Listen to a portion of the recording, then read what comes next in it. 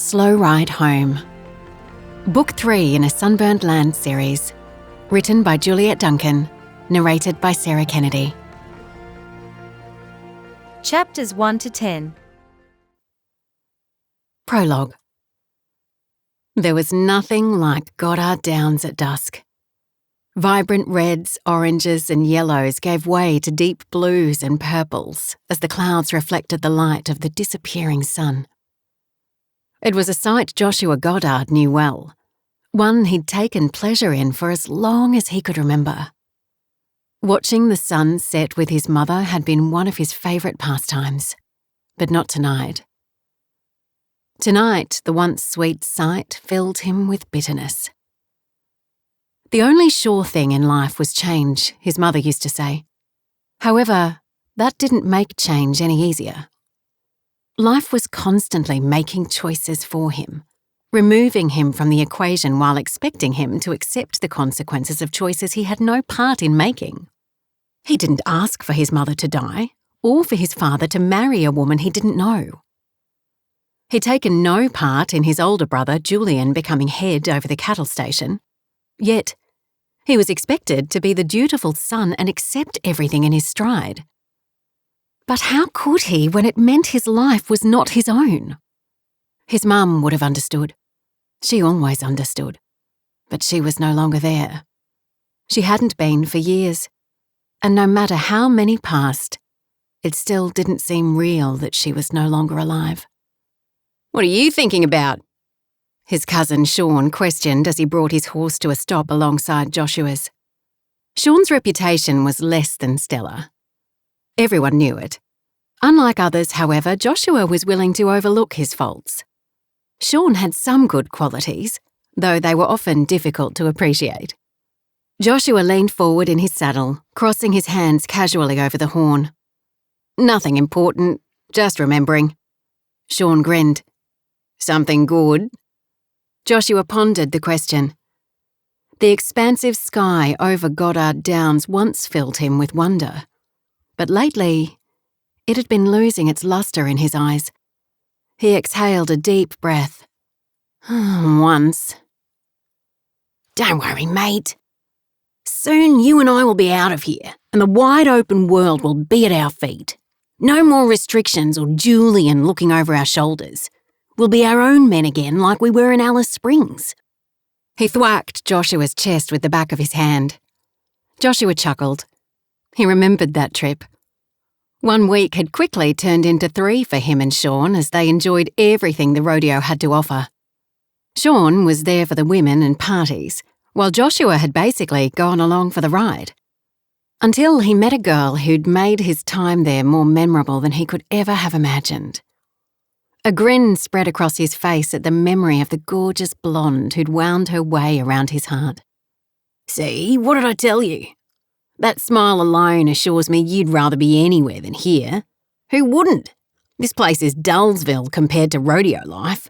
Excitement every day, notoriety, not to mention the ladies." Sean smirked mischievously. He didn't only think of women, just mostly. It was something Joshua was used to. In Joshua's case, the rodeo wasn't that for him. Rather, it was a way of proving himself amongst others, setting himself apart, feeling special. Julian would never be caught dead on the back of a bull or a bucking bronco. He was too sedate for that, too stable, an ideal son. Again, a hand struck his chest as Sean studied him curiously. "Where are you, cuz?" "Right here. Where else would I be?" Joshua turned his horse away to conceal his face. He didn't need his cousin recognising the lie in his expression. He was usually able to hide his feelings, adopting a blank stare that had become his signature, but not with everyone. Sean was one of the few who could see through him. "Don't think I don't know what's bothering you," Sean called from behind. His profile appeared in Joshua's periphery, but Joshua refused to look at him. "What?" he asked gruffly. "The wet season's coming. I know what that does to you. You start thinking of your mum, and then you start withdrawing from life. Happens every year." Joshua turned at his cousin's comment. While Sean wasn't the most discerning person, he often noticed what others didn't. His cousin was his best friend, the guy who was always there with a plan for fun, a plan to take his mind off his troubles. Still, there were some things he couldn't help with. This was one of them. Swinging his gaze to the darkening horizon, Joshua's mind filled with images of his mother. She'd been the rock of the family, the glue that kept them together. She'd made him feel he was an integral member of the family at Goddard Downs. Now, with all the changes, he felt lost, like he didn't belong anymore. Sean couldn't understand the depth of those feelings, the powerful weight that pressed down on him each year as the anniversary of his mother's death approached. Joshua simply replied, "Yeah, I miss her." Sean remained silent as they led their horses home under the darkening sky. When the homestead came into view, Joshua's chest tightened, and by the time the horses were stabled and the pair were walking towards the house, he felt as if he couldn't breathe. Stopping at the bottom of the stairs, he said, "Go in without me, I'll be right behind you." "What's up?" Sean frowned. "Nothing, I just need to deal with something. I won't be long. Tell Dad and the others I'll be right there, but don't wait for me." Sean's brows drew further together, but he didn't delve. Instead, he nodded and disappeared inside. There were no walls falling in on him, but Joshua felt as if his lungs could get no air. It would be worse inside. It would be stifling, and not just from the heat. If only he could leave the cattle station, be his own person, live his own life. But could he? Sighing, he pulled his phone from his pocket and dialed Stella's number. She rarely answered, but today he hoped she would. He put the phone to his ear. With every fibre of his being, he prayed he'd hear her comforting voice on the other end. Stella Martin crossed the yard to the paddocks to check on the 2 heifers that were due to give birth to their first offspring any day now. Indigo was a small cattle station close to the town of Kununurra, and her family's home for the past 25 years. But not for much longer. The family's livelihood stood on a precipice since the announcement of the live cattle ban. The export of live cattle was the foundation of their entire business, their lives. They were trying other options to sell their beef and to stay afloat, but given how slow things had been for them in the past few years, there was no way they could afford the changes. She tried not to think of the dire situation they were in as she approached the paddock where the cows were stabled. Their head hand, Daku Henderson, was filling up their feed boxes.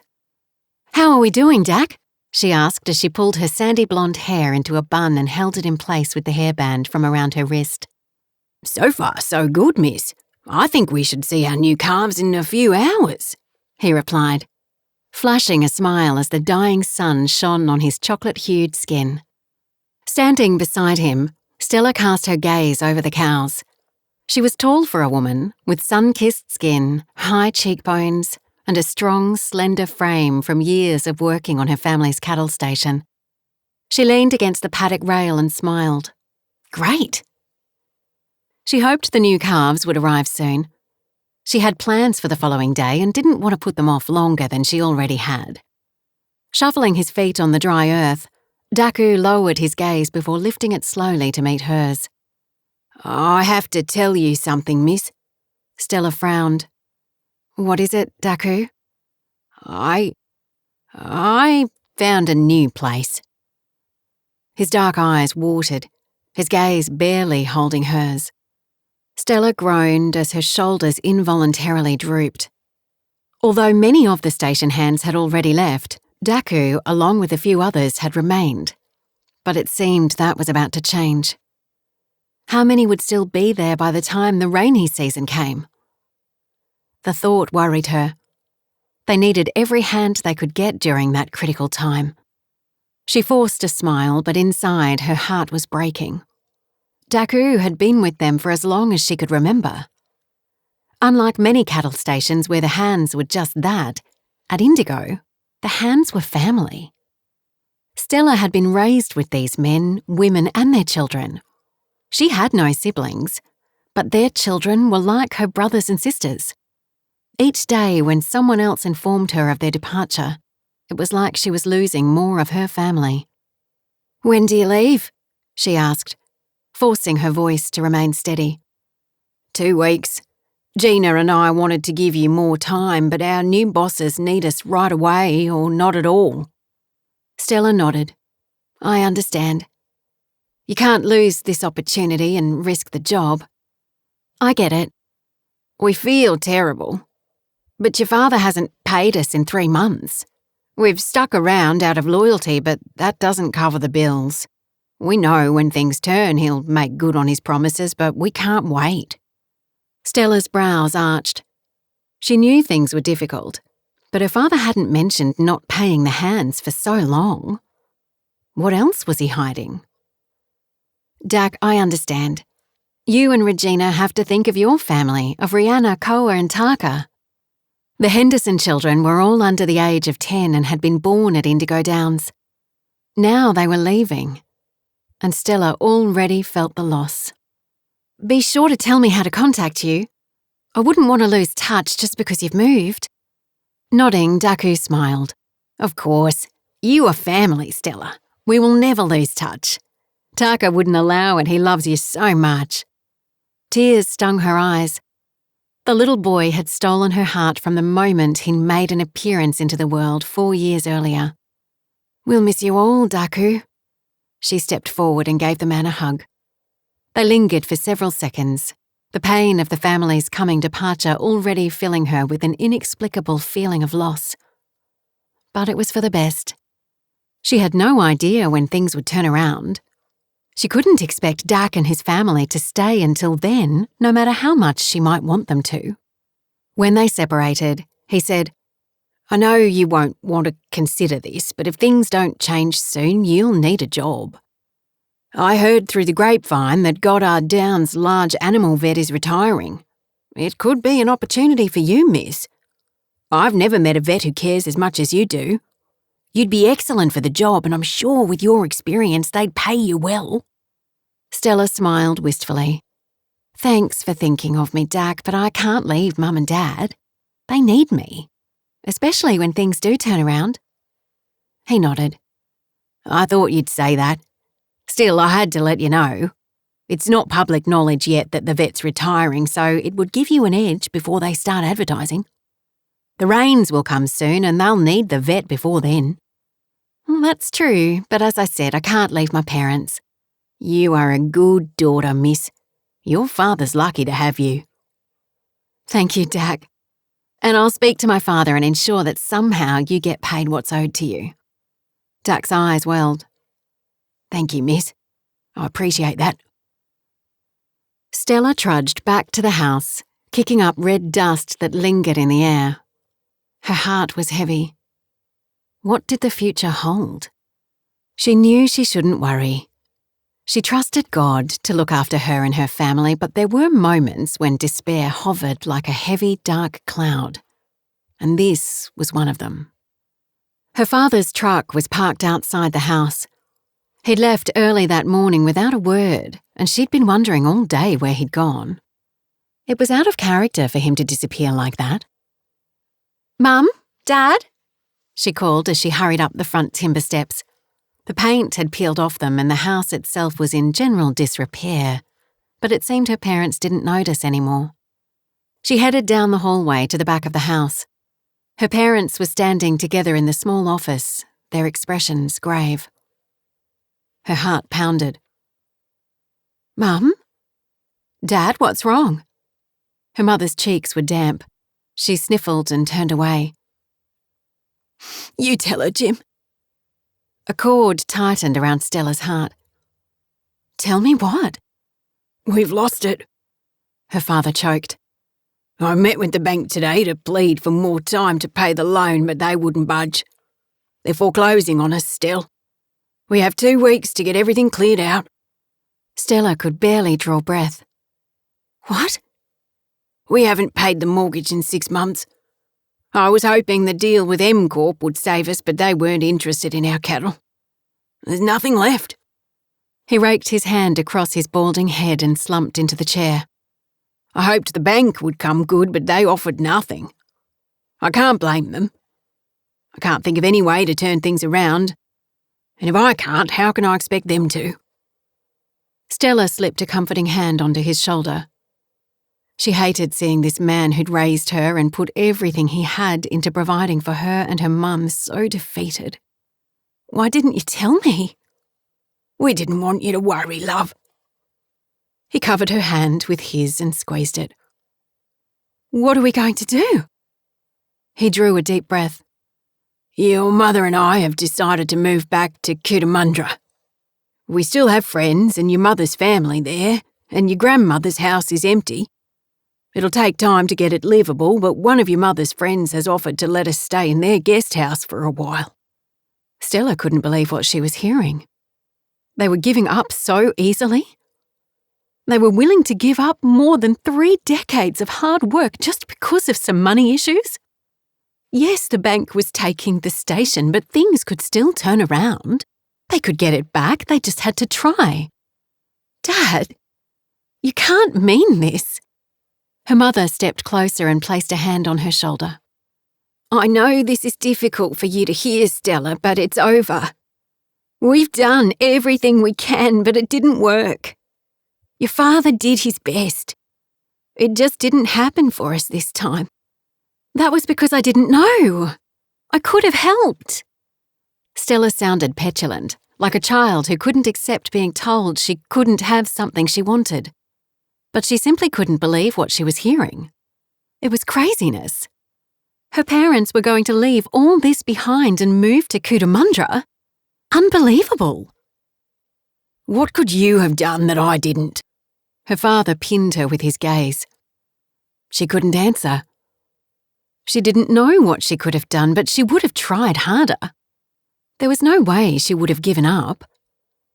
Fumbling for words, she contemplated what could be said to make things better, to make her parents believe that things could turn around. Something that would encourage them. Praying silently, she searched for words that might turn their despair to hope, but came up empty. When her phone rang, she didn't look at it. There was nothing in the world more important than what was happening in this moment. Whoever it was, they didn't need her more than her parents. Chapter 1. Maggie would never tire of the quiet mornings at Goddard Downs. The sky was not yet lit as her eyes opened, a smile immediately lifting her cheeks as she felt the comfortable weight of Frank's arm around her waist. Looking over her shoulder at her sleeping husband, she thanked God again for blessing her with such a man. Never could she have imagined that at this stage of her life she could be so happy. "The glory of this latter house will be greater than of the former, saith the Lord of hosts, and in this place will I give peace." She slipped from beneath his arm, careful not to wake him. Hovering at the foot of the bed, her smile lingered on the man who had turned her latter days into something infinitely better than the former. Sometimes she wondered what her life would have been like if she'd met Frank when she was younger. But the thought of life without Serena and Jeremy was inconceivable. Frank would say the same about his children. The choices they had made brought them to the state of happiness they now enjoyed. How could she ever regret that? Life seemed perfect. Serena and David's newfound faith was a source of comfort, and the impending arrival of their baby gave delight every time Maggie thought of the new life Serena was carrying. However, the good news didn't end there. The stress of the live cattle ban was a faint memory at Goddard Downs. The decision to move to a tourism venture had been a wise one, and they were reaping the rewards, with everyone benefiting. Olivia's marketing plan was nothing short of genius, producing a consistent flow of visitors since opening their doors. And now, with the rainy season approaching, they had enough remaining visitors to ensure the season would end on a high note. The steps of a good man are ordered by the Lord, and he delighteth in his way. Though he fall, he shall not be utterly cast down, for the Lord upholdeth him with his hand. I have been young, and now am old, Yet have I not seen the righteous forsaken, nor his seed begging bread. He is ever merciful and lendeth, and his seed is blessed." Turning to leave, Maggie's progress was stopped by the sound of Frank's groggy voice. "Where are you going, my love?" "To get breakfast." "Can't breakfast wait?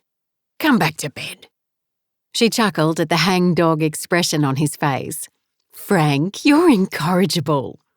"I know, but indulge me." She honestly didn't mind indulging him. Their honeymoon might be over, but their love had continued to deepen, and there was no place she'd rather be than in his arms. She caved.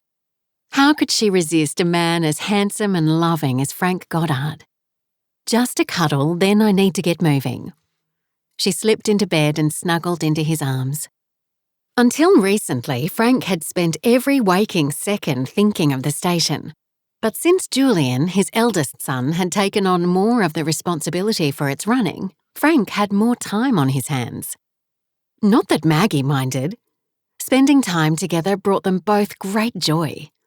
But she sensed he still hadn't fully adjusted to not being in charge. It was something that would come slowly, and he needed to develop other interests. She had her gardening and writing, but his whole life had been wrapped up in the station. They couldn't spend their whole lives in bed. Nudging her chin with his thumb, he brushed her lips gently with his. "I love you, Maggie." Her lips parted, and just as he was pressing harder, her phone rang, the ringtone immediately alerting her to the identity of the caller. Serena. Maggie laughed. Our children know when to call, don't they? Frank groaned and rolled onto his back. "Yes, they do."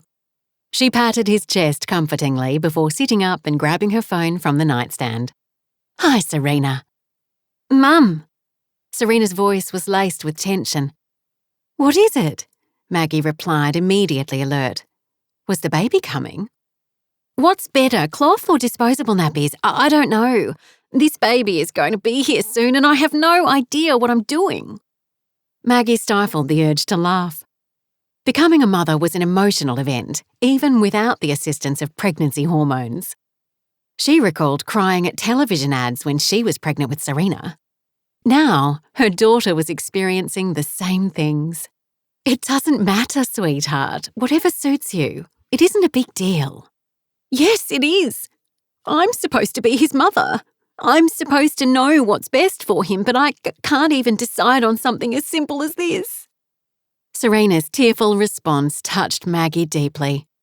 Her daughter wasn't sure of her capability of being a mother, and doubt was eating away at her.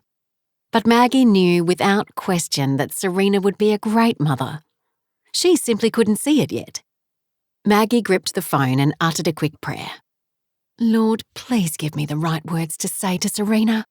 Words that encourage her and boost her confidence. You know how uncertain she is." Stepping outside onto the small balcony, Maggie eased herself onto the cane couch. "Serena, no mother knows everything, but you'll learn. When I had you, I didn't know what I was doing. Even when I had Jeremy, I couldn't predict what would happen. You can only pray and ask God to guide you as you do your best. God doesn't give us more than we can handle without providing the means." "I know. I pray about it. You're confident. David's confident, but no matter what I do, I can't get myself in that place. I never imagined myself as a mother. I just don't feel prepared. I've read the books, but I still don't feel ready." Maggie chuckled at her daughter's tirade. They'd had the same conversation nearly all the way through her pregnancy, and Maggie had nearly always said the same thing back. Few women feel ready, especially with their first child. Having a baby is a life-changing experience. No one is prepared for that fully. But you have so much more information available than I ever had. You simply have to believe in yourself. You may not be able to see it, but I know you'll make a wonderful mother. Emma said the same thing. Serena's tone had subdued. And she's right. I've seen you with Sebastian and Chloe. You're so good with them, sweetheart. Serena protested. That's different. They aren't my children. If I make a mistake, I can give them back and Emma will fix it. If I make a mistake with this baby, then I have to live with it for the rest of my life, knowing I ruined everything for him." Maggie winced. It was quite distressing to hear her once confident daughter, who'd been the European correspondent for the NABC before the terrorist attack that had left permanent scarring on her face and a good part of her body, sound so unsure of herself. "Serena, don't listen to that voice that's telling you that. It isn't true. What does the Bible tell us? I can do all things through Christ who strengthens me." As Serena finished the verse, a wave of joy filled Maggie's heart. Serena might not think she had it in her, but as long as she let God lead her, she would be fine. "Do you believe what you just said?" Maggie asked. There was a tentative silence punctuated by a sniffle before Serena answered, "I want to, but it's not easy." "How's David doing?" Frank poked his head through the open door, mouthing his intention to prepare breakfast while she finished her conversation. Maggie mouthed back a thank you before he disappeared. "He's been wonderful," Serena replied. "He's come to every birth class with me and we pray together. He understands how I feel." Maggie was so thankful that David had stuck it out with Serena despite all her efforts to push him away. The transformation in them both since they'd given their hearts to the Lord had been no less than amazing. She was so glad he was there for her daughter. Maggie had always believed he was a good match, although it took Serena more time to see that. Now they were making a family together. It was more than she could have hoped for. God had a way of doing more than she could ever imagine. "You have nothing to worry about," she said. "You have a strong man at your side. Just keep your chin up and ask God to give you the eyes to see this situation for what it is, a gift. This baby is a blessing, and God chose you to be his mother. That means you have everything it takes for the job." There was a moment of silence. Serena blew her nose. Finally, she replied, "I know you're right. I can do this. I went into far more dangerous situations than this as a journalist. I can be a mother. I can decide what nappy is best for my baby." Maggie chuckled. "That's my girl. Of course you can."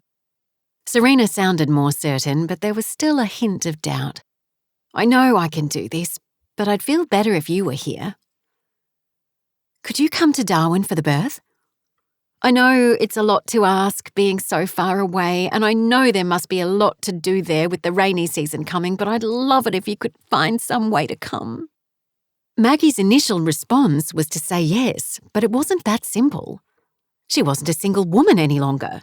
She had to think of Frank and the family at the cattle station. "I'd love to be there. Let me talk to Frank and I'll let you know. Is that okay?" "Yes, I understand. Let me know as soon as you can." "I will, sweetheart. Go and get some rest. I'll call you as soon as Frank and I have talked." "All right, bye, Mum. I love you." "I love you too, Serena." Maggie ended the call and headed to the kitchen to talk to Frank. They'd already discussed travelling to Darwin to see the baby before the wet season set in, and while she had no doubt he'd agree to her being there earlier to support Serena, they needed to talk about it. He was standing over the stove, spatula in hand, when she reached the kitchen. He looked up from the sausages that were sizzling in the pan. "Is everything okay?" His clear blue eyes looked deep into hers. Maggie nodded. As well as can be. Serena's still worried about being a good mother. She stepped around the corner and slipped her arms around his waist, resting her head against his back. "She said she'd feel better if I was there when the baby comes." He turned and faced her. "I think you should go. In fact, I'll come with you." "Really? We could be away for a month or more, not just a couple of weeks." "I know." Maggie stretched up and kissed him on the cheek. "You're a good man, Frank Goddard." He grinned. "You'd better believe it." "You are so incorrigible." "But you love me." He lowered his mouth to hers and brushed her lips with his. "I sure do," she mumbled as she reached behind him and turned the stove off. Chapter 2. Despite Serena's misgivings, Maggie had every confidence in her daughter's ability to be a wonderful mother. In time, she prayed Serena would see that too. The Lord had spared her life, brought her and David together, and now was blessing them with a child. He had a plan for her daughter, even if Serena still could not see it. Maggie took satisfaction in that thought as she ran her hand over the soft quilt she was working on. Serena and David's baby was a blessing to them all, and she wanted to be sure they both knew that. The baby's birth was still 6 weeks away, but whatever day he chose to make his appearance, Maggie would be ready to welcome him. Frank was fortunate to have his children and grandchildren so close. Now she lived at Goddard Downs, a 12-hour drive from Darwin. She missed the ease of visiting Jeremy and Emma and looking in on Chloe and Sebastian. And she was very much looking forward to seeing them when she returned to Darwin for the new baby's birth. In the meantime, there was still a few items she could get for the gift basket. August would be here soon, and 2 months after, the rains would be upon them, blocking road access to the property. A smile grew on her face as she perused the online offerings. Shopping for her grandchildren was such a joy. She found the items to complete the gift for her new grandson and ordered a few toys for Chloe and Sebastian as well. She couldn't wait to see their faces when they saw the gifts and didn't care if their parents thought she was spoiling them too much. She couldn't help being a doting grandmother. Closing her laptop, she stretched. There was nothing left to do at the cabin. She'd already cleaned and tidied before going online to shop. Perhaps Janella could use her help in the kitchen. After all, today wasn't a usual day at Goddard Downs. The changes on the cattle station meant a lot of changes to the family's dynamics. Family meals, though still important, were sometimes not attended by everyone. Joshua and Sean were often away taking guests on the overnight cattle drives, and she and Frank were spending more time at home together. They'd even started exploring the area and had taken a few overnight trips, although Frank's idea of camping seemed rather different from hers. He was happy with the swag and a billy over an open fire. She would have at least liked a tent and a gas cooker. But they were learning to compromise, and so long as they were together, she didn't really mind roughing it a bit. They'd started discussing taking a longer trip when the time was right, and she insisted they upgrade their camping gear before they left. Frank promised they would, and she was happy with that. With all of these changes, any opportunity for the entire family to gather together was important, and today's meeting would hopefully satisfy that need. Having everyone together would make Frank happy, and what made him happy made her happy too. After strolling the short distance to the main house, she followed the mouth-watering aromas wafting down the hallway to the kitchen where Janella, Frank's daughter-in-law and Julian's wife, was preparing a large meal for the lunch meeting. Sweat dripped from her brow as she hovered over several pots. Sasha, her 12-year-old daughter, sat at the table feeding her cousin, William, while his older sister, Isabel, danced around them playfully. "Hi there," Maggie greeted as she entered the room, setting her water bottle and bag on the counter. Janella looked up, a smile on her face, as she returned Maggie's greeting. Sasha also looked up and smiled, but instead of speaking, 5-year-old Isabel ran to Maggie and stood before her, arms folded and wearing an unhappy frown. "Grandma Maggie, will you play with me? Sasha's giving William his lunch and Aunt Janella's busy cooking. There's no one to play with me." Chuckling, Maggie bent down and patted her head gently. "I actually came to help your Aunt Janella with her work, but I promise that once we're finished, I'll play a game with you. Does that sound good?" Isabel's lips puckered, but finally she nodded. "Okay, so long as you promise. Grandpa says once you make a promise, you have to keep it. You must always be a person of your word." Maggie nodded. "Your grandfather is very wise. I believe the same thing." Isabel grinned and ran back to the table where Sasha was having a hard time feeding her cousin. "Did I hear you say you came to help?" Janella asked, wiping her brow with her arm. "I did," With everyone so busy, I thought you could use a hand. Great. Janella smiled and handed Maggie a large wooden spoon. A helping hand is always appreciated. You can keep an eye on the stew and rice while I chop more vegetables to steam. Maggie stepped up to the large industrial stove, uncovered the pot of stew and stirred it gently. Janella was a remarkable woman to cook for so many, plus manage all her other responsibilities on the station without neglecting her family. Maggie had first glimpsed the resilience of the women who lived in this remote area of northern Australia when she'd been commissioned to prepare articles for the Country Women's magazine 2 years earlier. That was when she met Frank. She had so much still to learn about her new family. In time, she hoped to understand them all. They'd welcomed her as part of their family, and though she could never replace Esther, Frank's first wife who drowned 7 years earlier, she did want to do her best for them and help them as a mother would. Sasha watched over William and Isabel while Maggie helped Janella. Sasha was 12, and with her olive skin and warm brown eyes, she was already developing into a beautiful young woman. It wasn't long before the dishes were complete, and Maggie and Janella sat talking over mugs of tea while they waited for the rest of the family to arrive. The table was already laid, thanks to Sasha, and as promised, Maggie indulged herself in 2 games of hide-and-seek with Isabel before Sasha took her cousins outside to play. Janella smiled wistfully. It seems that Sasha was Isabel's age only yesterday. Now look at her. Soon she'll be as tall as me, if not taller. And Caleb will be leaving for boarding school in Darwin soon. Where did my babies go? They've grown up so quickly. Maggie could remember the feeling of loss when first Serena and then Jeremy left home. At Goddard Downs, however, the separation happened at a younger age. Maggie's children were in their late teens when they flew the nest. Caleb was only 14. Not that he was leaving for good, but she imagined it would be heart-wrenching for Janella and Julian to send him off to school when it was so far away. She sipped her tea. You women are remarkable. What do you mean? Janella frowned. You do so much on the station, most of the time without much thanks. Then you stand by and watch your children leave when they're so young. You're very strong, Janella. Janella shrugged. It's just what we do. We don't know any different. And we have each other. It was a sentiment Maggie had heard at most of the cattle stations she'd visited for her story.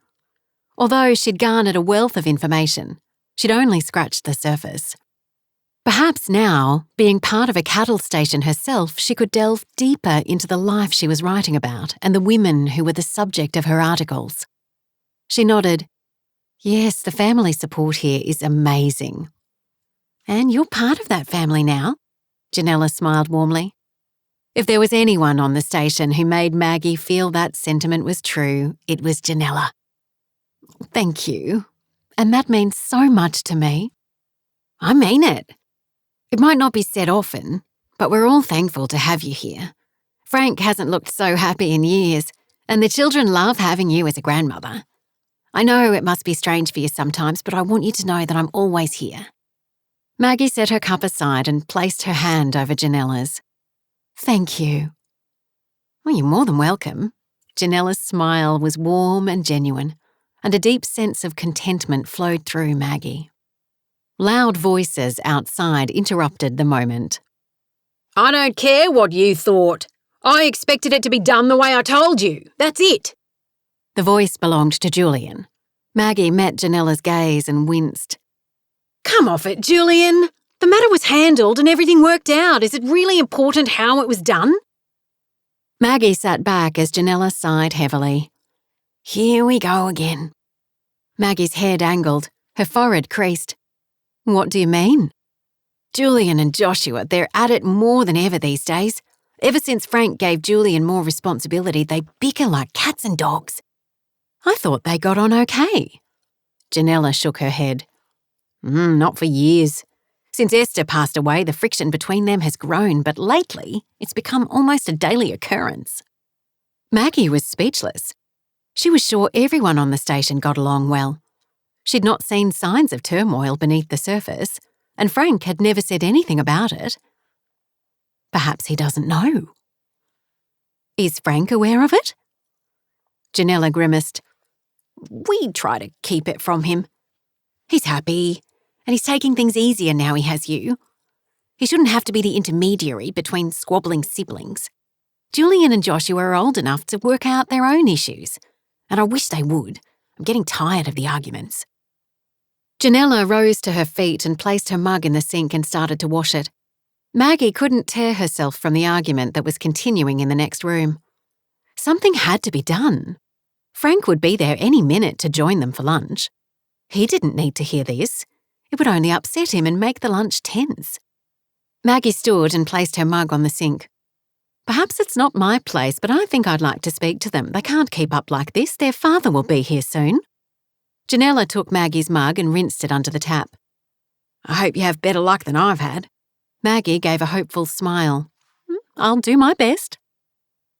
She couldn't help but think of Cain and Abel as she paused at the door between the kitchen and dining room. Arguments between brothers could become severe and destroy a family. She was sure the arguments between Julian and Joshua weren't that bad, but nonetheless it was better dealt with sooner than later. If she could help them resolve the matter without having to involve Frank, it would be for the best. Her husband was pleased that things were finally settled on the station and that his family was a happy unit.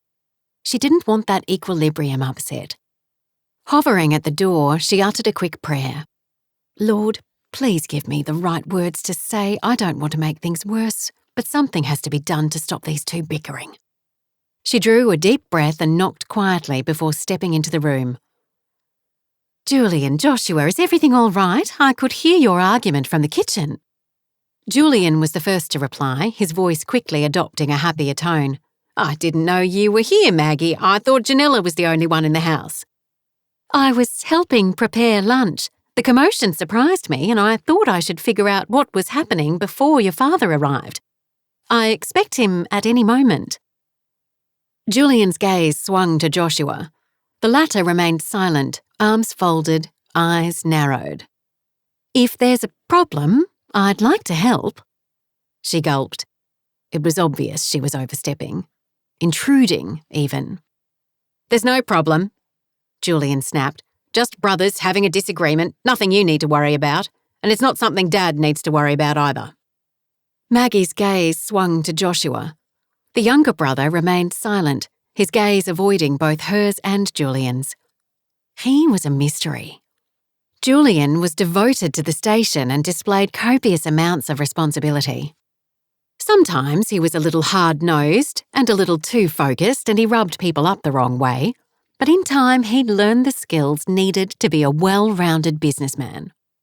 Maggie hadn't seen any of that drive in Joshua and had no idea what to make of him.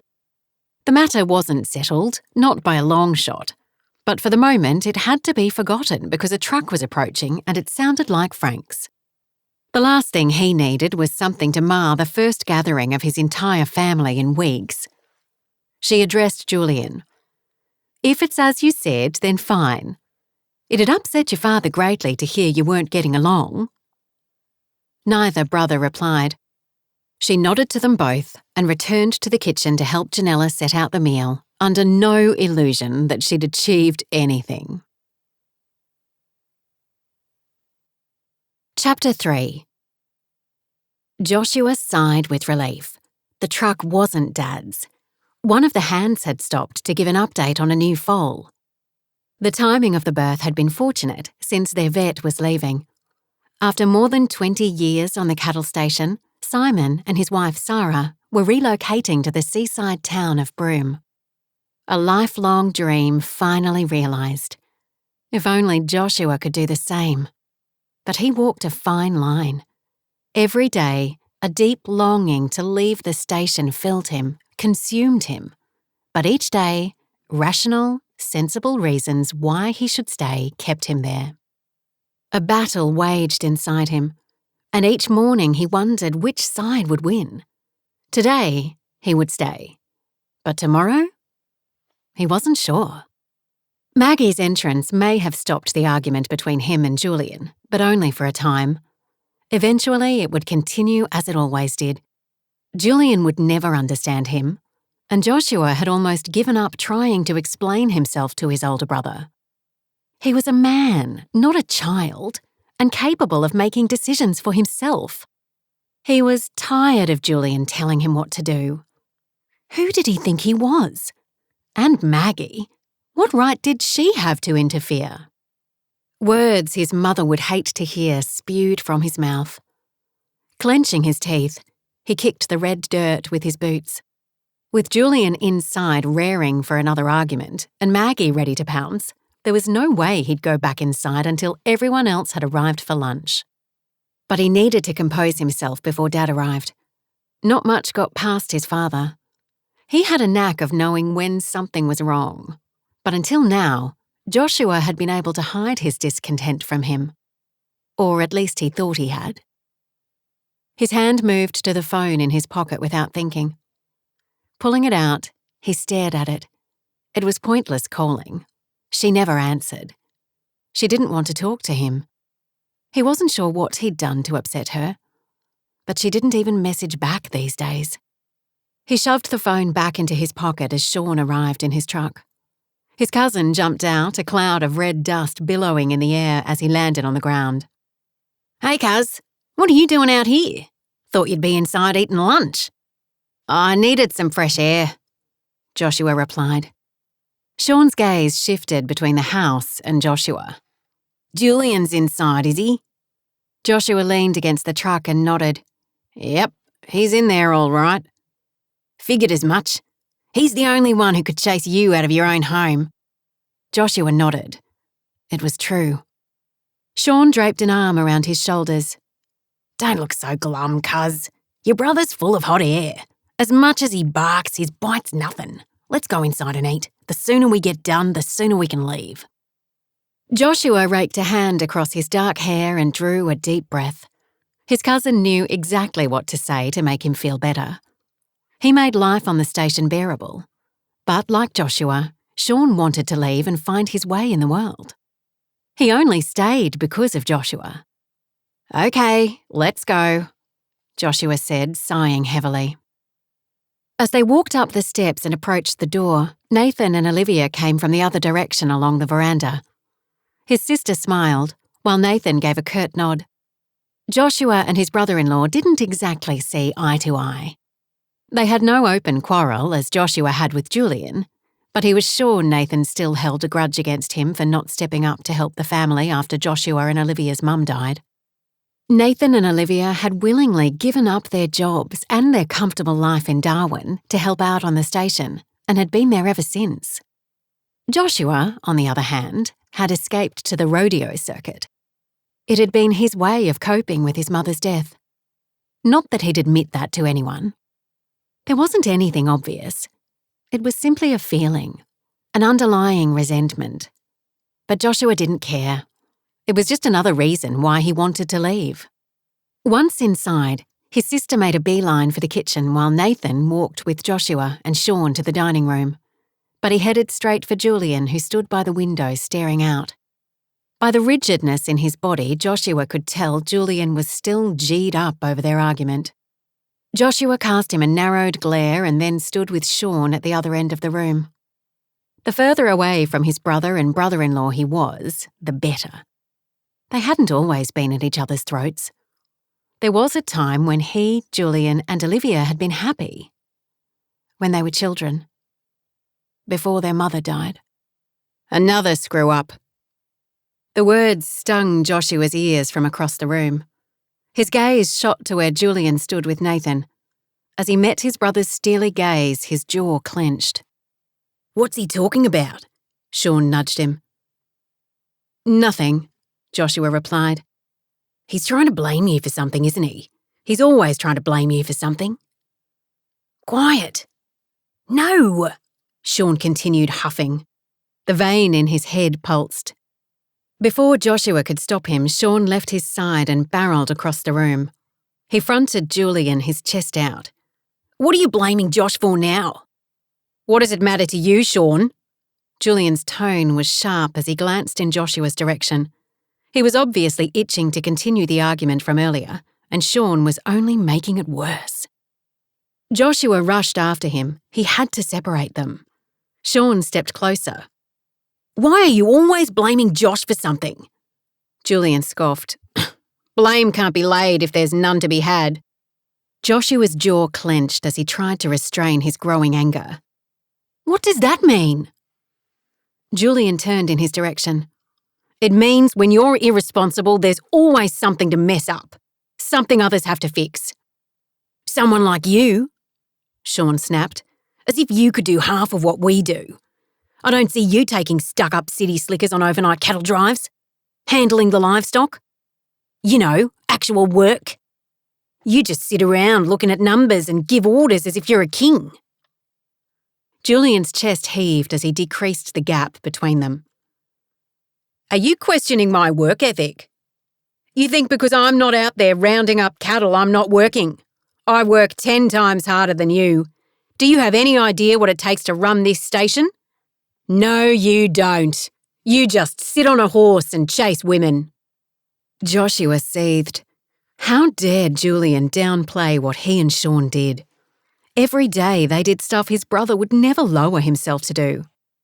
He approached Julian and shoved him in the chest, pushing him back. "You have some nerve, you know that? What gives you the right to talk about what we do like that? What we do is just as important as what you do, if not more so. We're keeping this place afloat."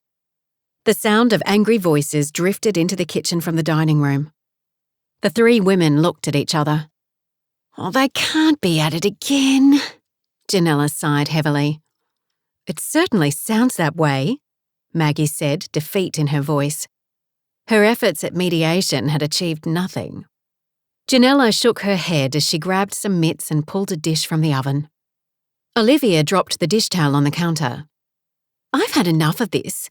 Dad will be here any second and the two of them are acting like children." "Don't get caught in the middle," Janella cautioned.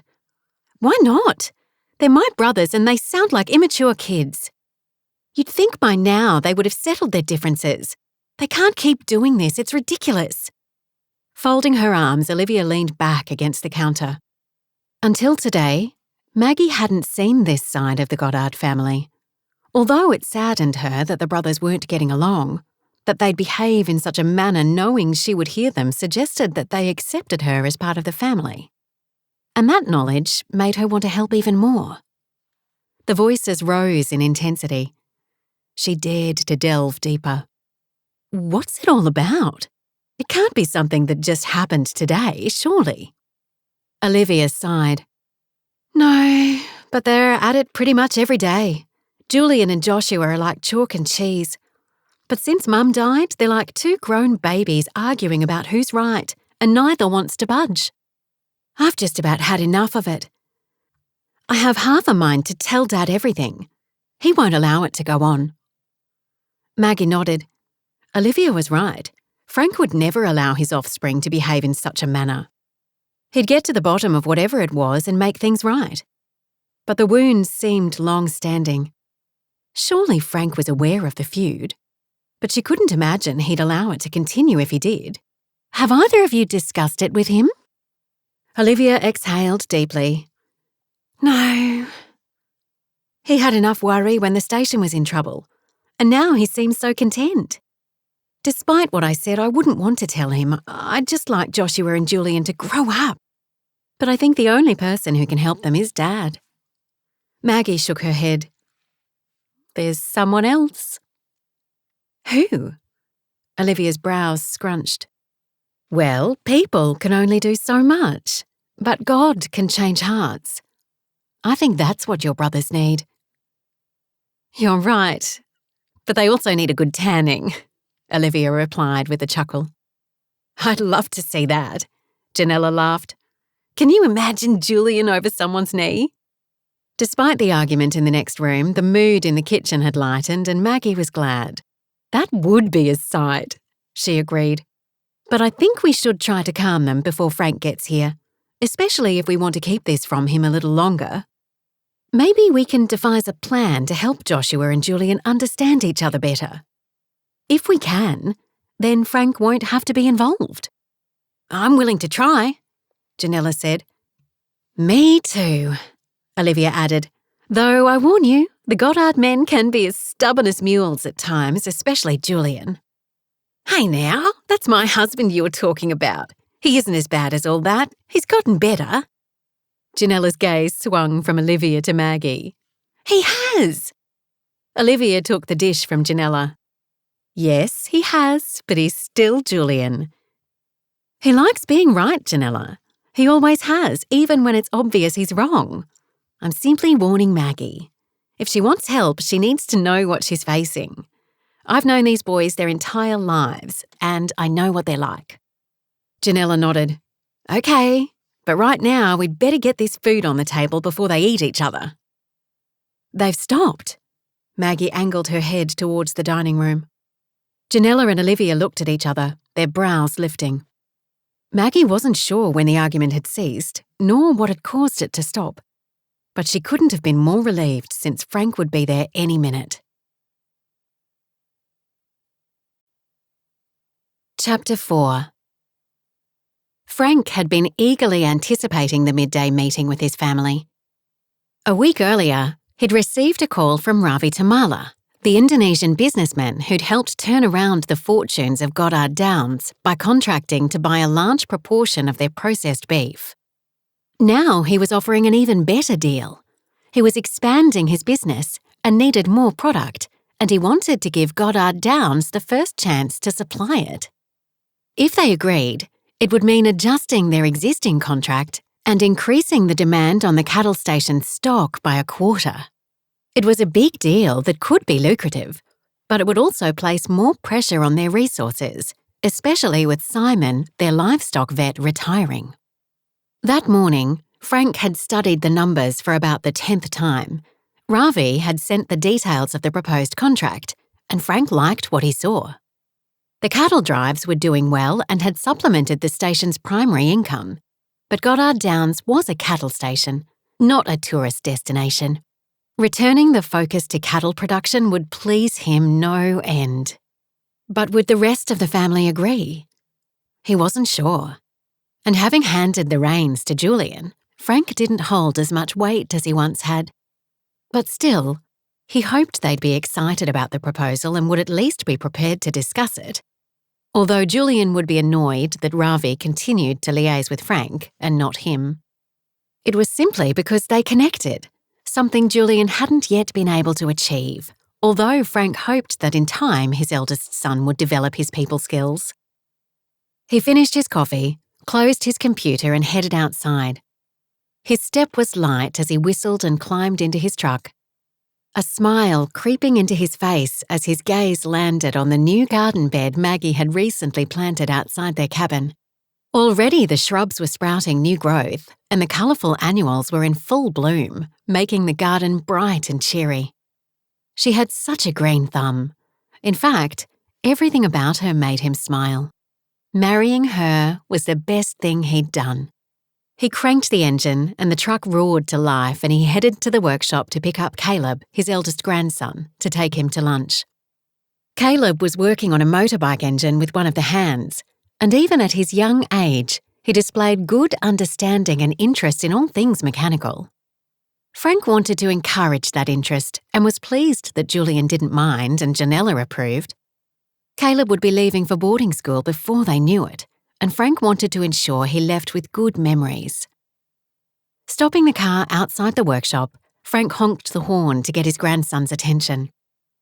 A few minutes later, Caleb, tall and gangly, appeared with grease on his shirt and a grin on his face. He ran around to the passenger side and climbed in. "Hi, Grandpa." "Hi there, Caleb. How's the engine coming along?" Frank asked, engaging first gear. "Great.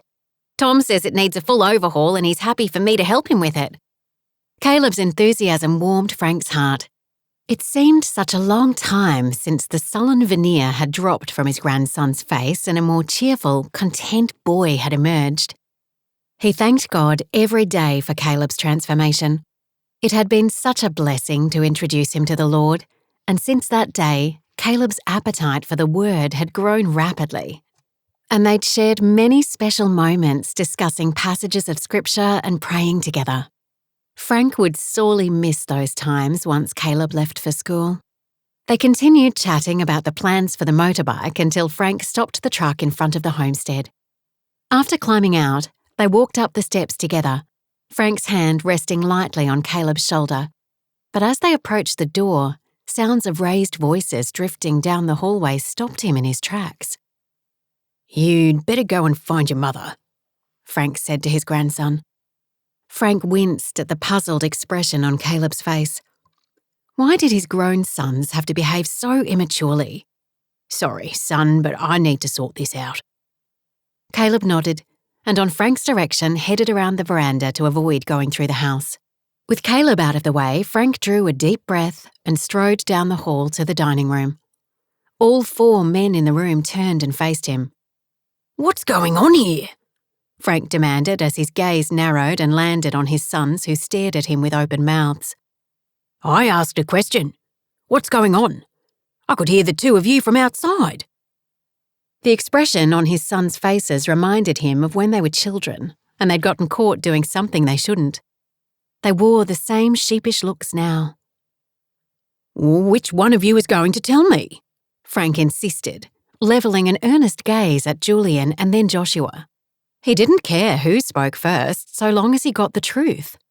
Whatever the problem was, he was sure it could be remedied. But with his sons, an intermediary seemed to always be a necessity. He folded his arms and waited to see who'd be the first to talk. Dust billowed in the rearview mirror as Stella drove towards Goddard Downs. The midday sun streaming in through the windscreen was warm on her skin, and the wind whipped her hair as she gripped the steering wheel to keep the Jeep steady as it bounced over the corrugations in the road. Her heart pounded as she uttered a silent prayer for strength and courage. This was her last chance. If Frank Goddard turned her down, there was no plan B. That was it. She was finished. Her family's cattle station would be lost forever. She pressed her foot down harder on the pedal. Ask, and it will be given to you. Seek, and you will find. Knock, and the door will be opened to you. For everyone who asks receives. The one who seeks finds. And to the one who knocks, the door will be opened. The words echoed in her head as clear as if her grandmother was beside her reading them. The words offered Stella hope.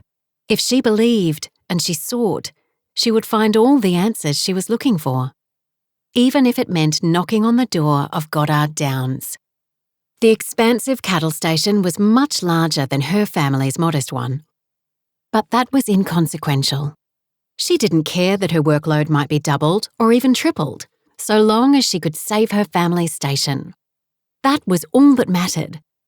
But first, she had to prove to the bank that she could afford the mortgage on the property, and that meant securing a job and earning an income. Her parents had completely given up on the idea and weren't going to help.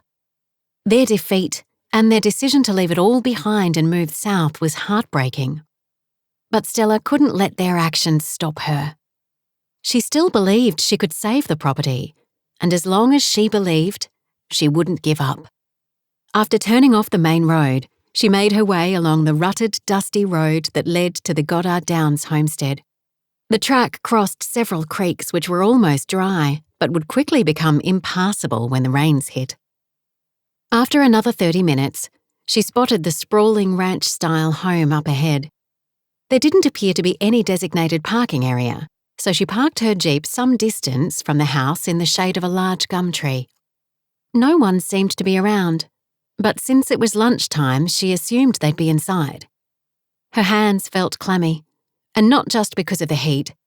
Her future and that of Indigo Downs depended on the outcome of her unscheduled meeting with Frank Goddard. Perhaps she should have called and inquired about the job rather than simply turning up. But she knew it would be more difficult to refuse her offer face to face. And she knew how to lay on the charm when she had to. If only it hadn't worked so well with Joshua. She liked the younger Goddard's son, but he was a loose cannon, and he was persistent. Her phone had beeped with another missed call message from him as she came back into range only a few moments ago. She wouldn't call him now since she would no doubt see him shortly. He'd be surprised to see her after all this time, especially since she'd been avoiding his calls. But she wasn't here to revive their fleeting relationship. She was here to get a job. She quickly checked her appearance in the mirror. She wore little makeup. It was pointless in this heat since it slid off within moments of application, but she did apply some light pink lip gloss and smoothed her hair. As her gaze shifted to the homestead, her heart raced. She began to recite the speech she'd rehearsed 1,000 times. There were a zillion reasons why she would be a great replacement for their vet, and she decided she'd use them all if doing so would get her the job. But the confidence she'd felt earlier had slipped away and had been replaced with doubt. What had made her think she'd be good enough for the position? It was a mistake to come. But no, she couldn't think like that. She wouldn't fail. She couldn't. Unable to stem the tide of anxious thoughts that besieged her, she bowed her head and prayed. Heavenly Father, there is none before you and none like you. You are Jehovah Jireh, the great provider, and Lord, how I need your provision now. I can't do this alone. You know I've done all I can, but now I ask you to do all you can on my behalf.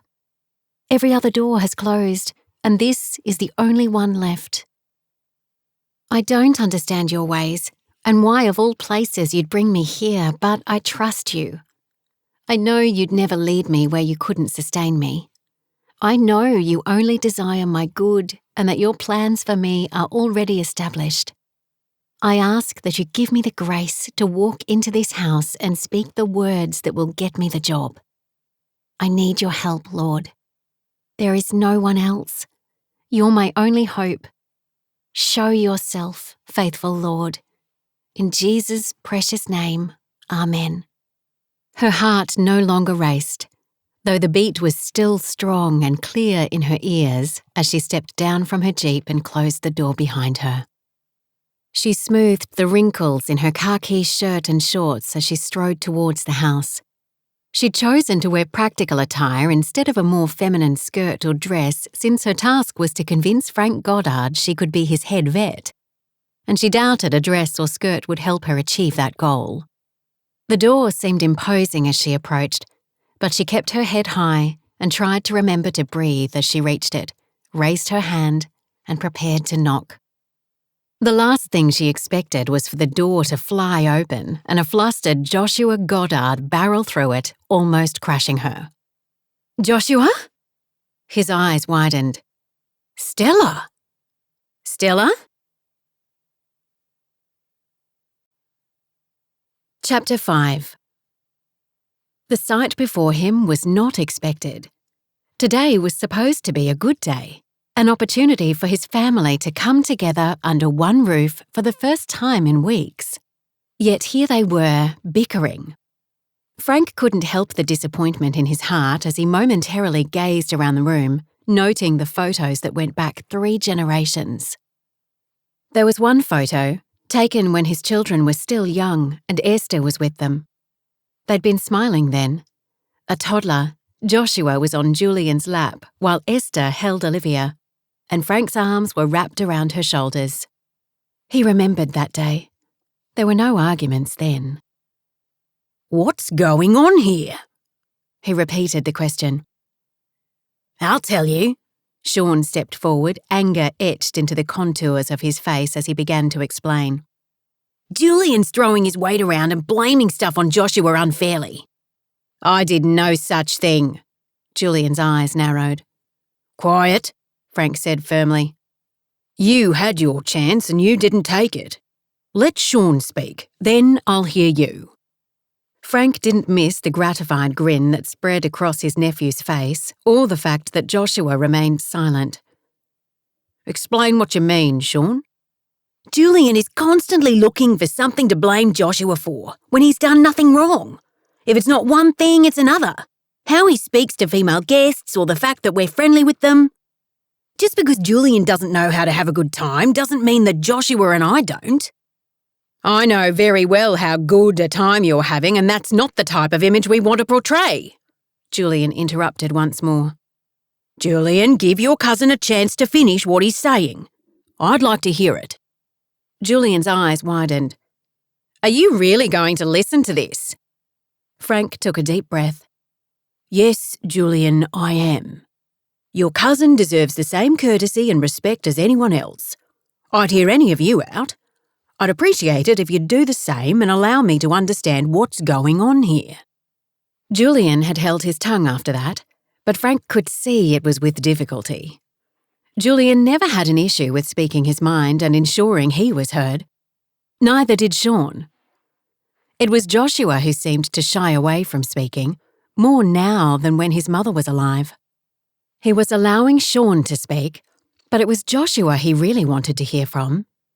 Sean continued his speech, outlining the tyrant he believed Julian to be and how he constantly sought to defame Joshua at every turn.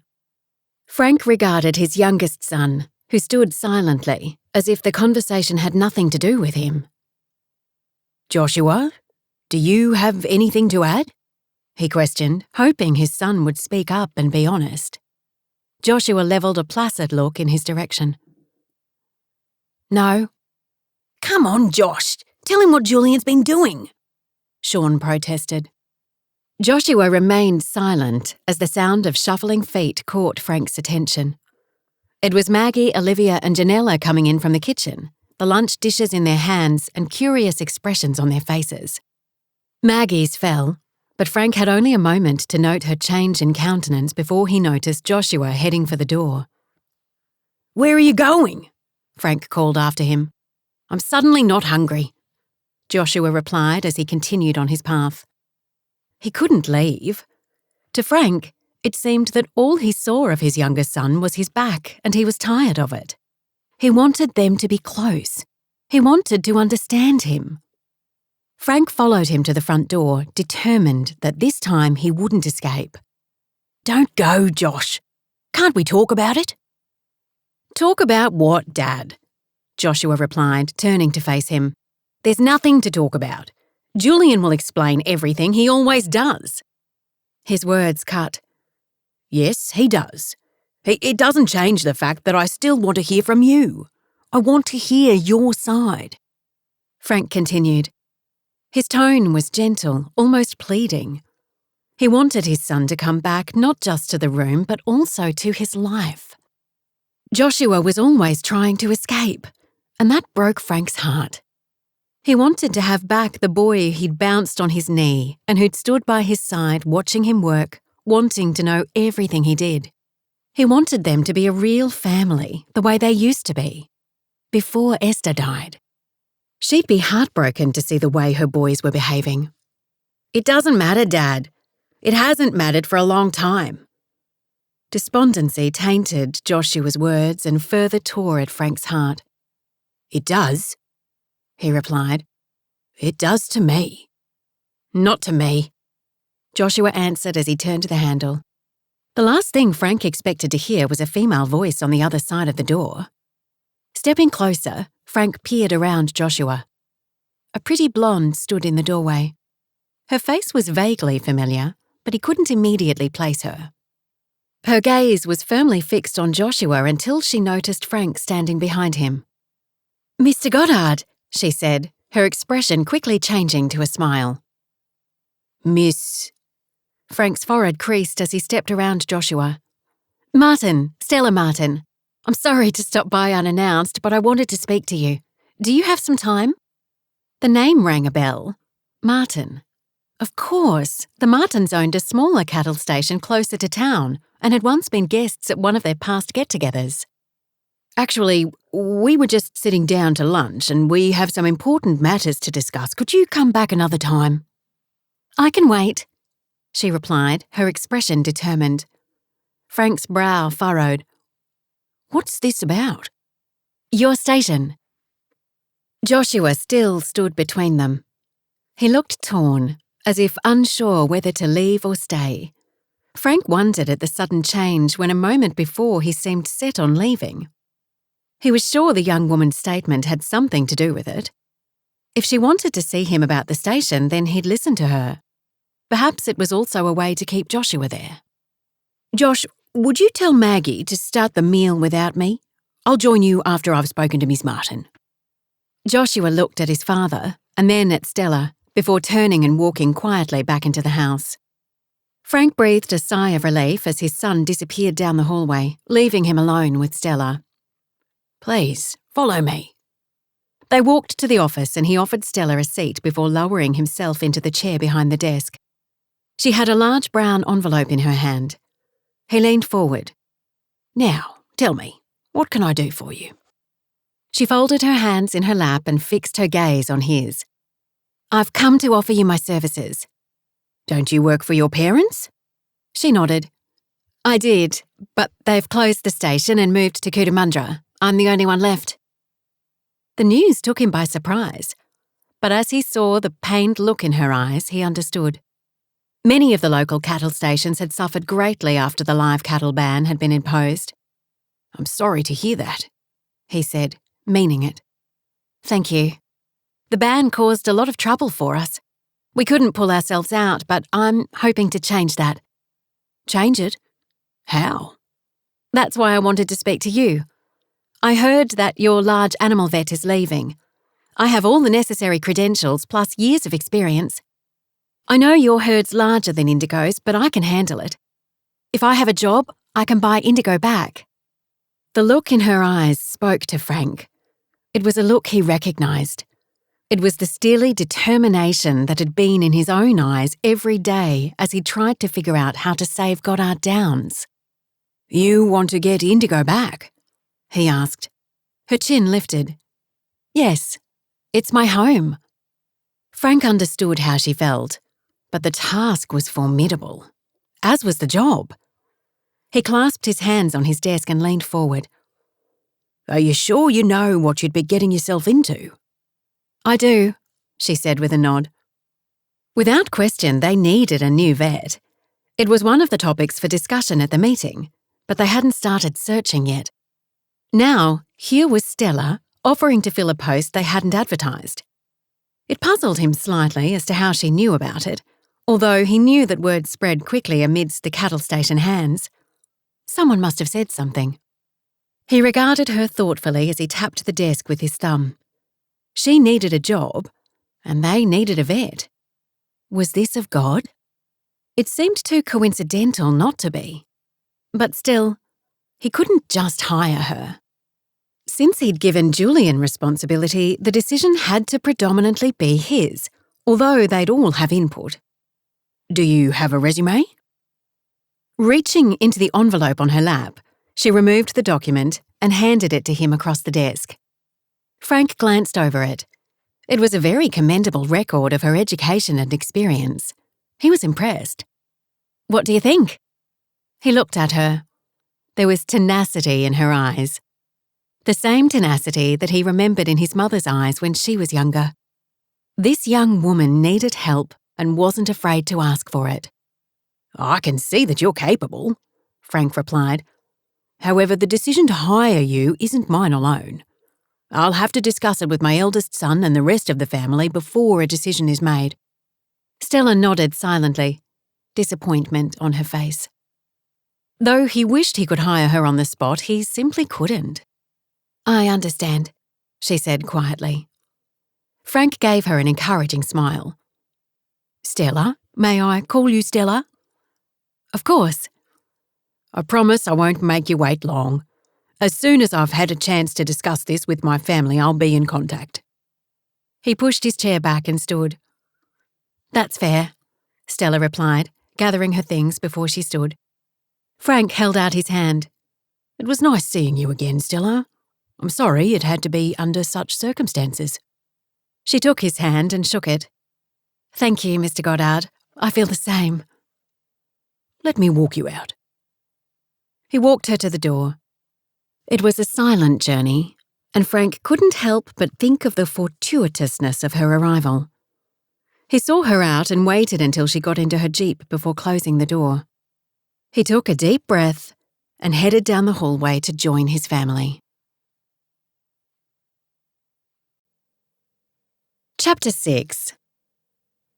Maggie had stood silently while Frank went after Joshua and prayed he would have the right words to make him come back. Her silent prayer had been answered minutes later when Joshua trudged back into the room and informed her that his father would be along soon but to start without him. She told the others, But when Frank and a young woman walked along the veranda together, the interest of all was piqued. She had no idea where the young woman had come from, nor who she was, but Maggie didn't miss Joshua staring after her as she walked with his father. Call it maternal intuition, but Maggie was sure the two knew each other. "Who is she?" Olivia asked as she settled Isabel on her lap. "I don't know," Maggie replied, taking her seat. She turned to Joshua. "Do you know who she is?" Joshua barely looked in Maggie's direction as he answered, "Stella Martin." "Martin? As in the Martins of Indigo Downs?" Julian barked. "Yes." Joshua's reply was short but civil. He took his seat beside Sean, who whispered in his ear as he sat. Their tense expressions intrigued Maggie. "What does she want?" Julian continued. "I don't know," Joshua replied. Julian remained standing as everyone settled in their seats. "Maybe I should see what's going on." "Your father said to carry on. I'm sure he would have asked for you if he needed you," Maggie said. Julian pursed his lips. She got the feeling he didn't like her involvement, but she was sure Frank wouldn't want him bursting in if it was a private matter. "Why don't you say grace?" She gave a smile she hoped would placate him. "Sure." He bowed his head and gave thanks before he took his seat. They all ate in relative silence as they waited for Frank to return. Questions loomed in the air about Miss Martin's sudden arrival, but also regarding the argument between Julian and Joshua. How would Frank take it? What would he do? What did Miss Martin want? Maggie sat on the other side of Joshua and noticed he kept looking in the direction where Frank and the young woman had disappeared. He looked uncomfortable, and if she had to guess, she was sure he would have preferred being anywhere else. Perhaps she could ease that discomfort. "How was everything this morning, Joshua?" she asked, trying to break the icy chill that hovered over the room. Joshua lifted his head. "Fine. That's good. I imagine the cattle drives can be exhausting. I admire the hard work you and Sean put in." Sean blinked as a smirk grew on his face. "At least someone around here recognises how hard we work." He glanced at Julian. "Quiet, Sean," Joshua said in a low, barely audible voice. He met Maggie's gaze and gave a small smile. "Thank you."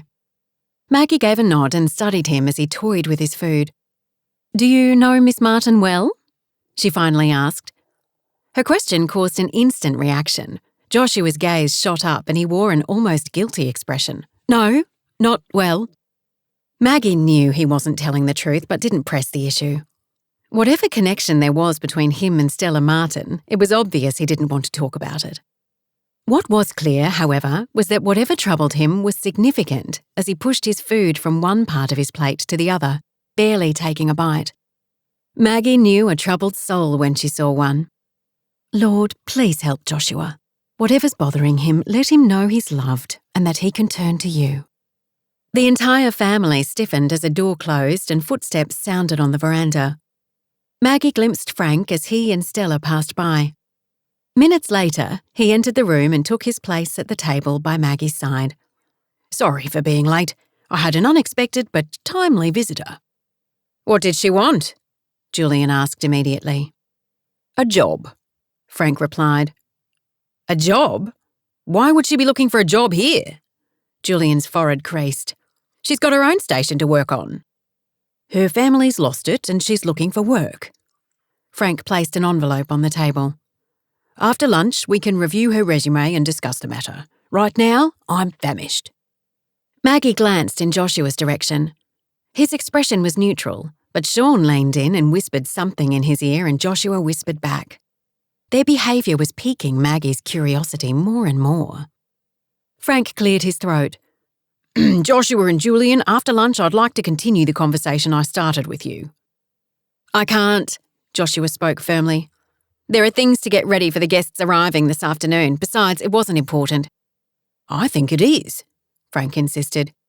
"Forget about it, Dad. It was nothing," Julian piped up. "Just a brotherly disagreement."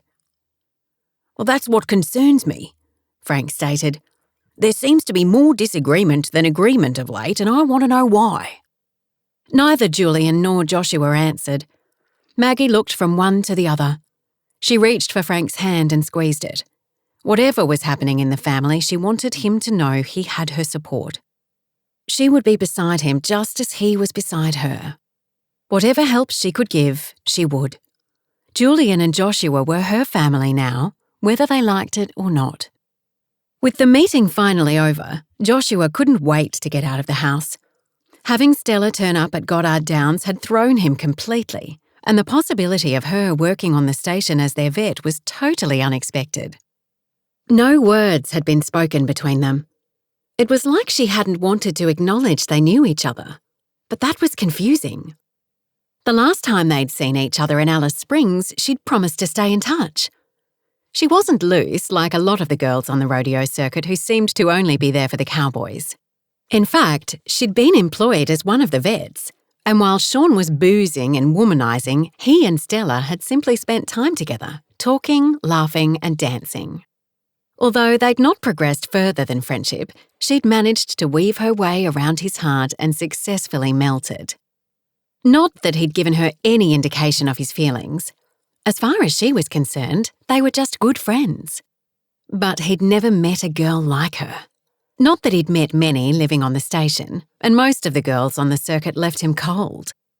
Stella had morals, and she was clever, not to mention drop-dead gorgeous.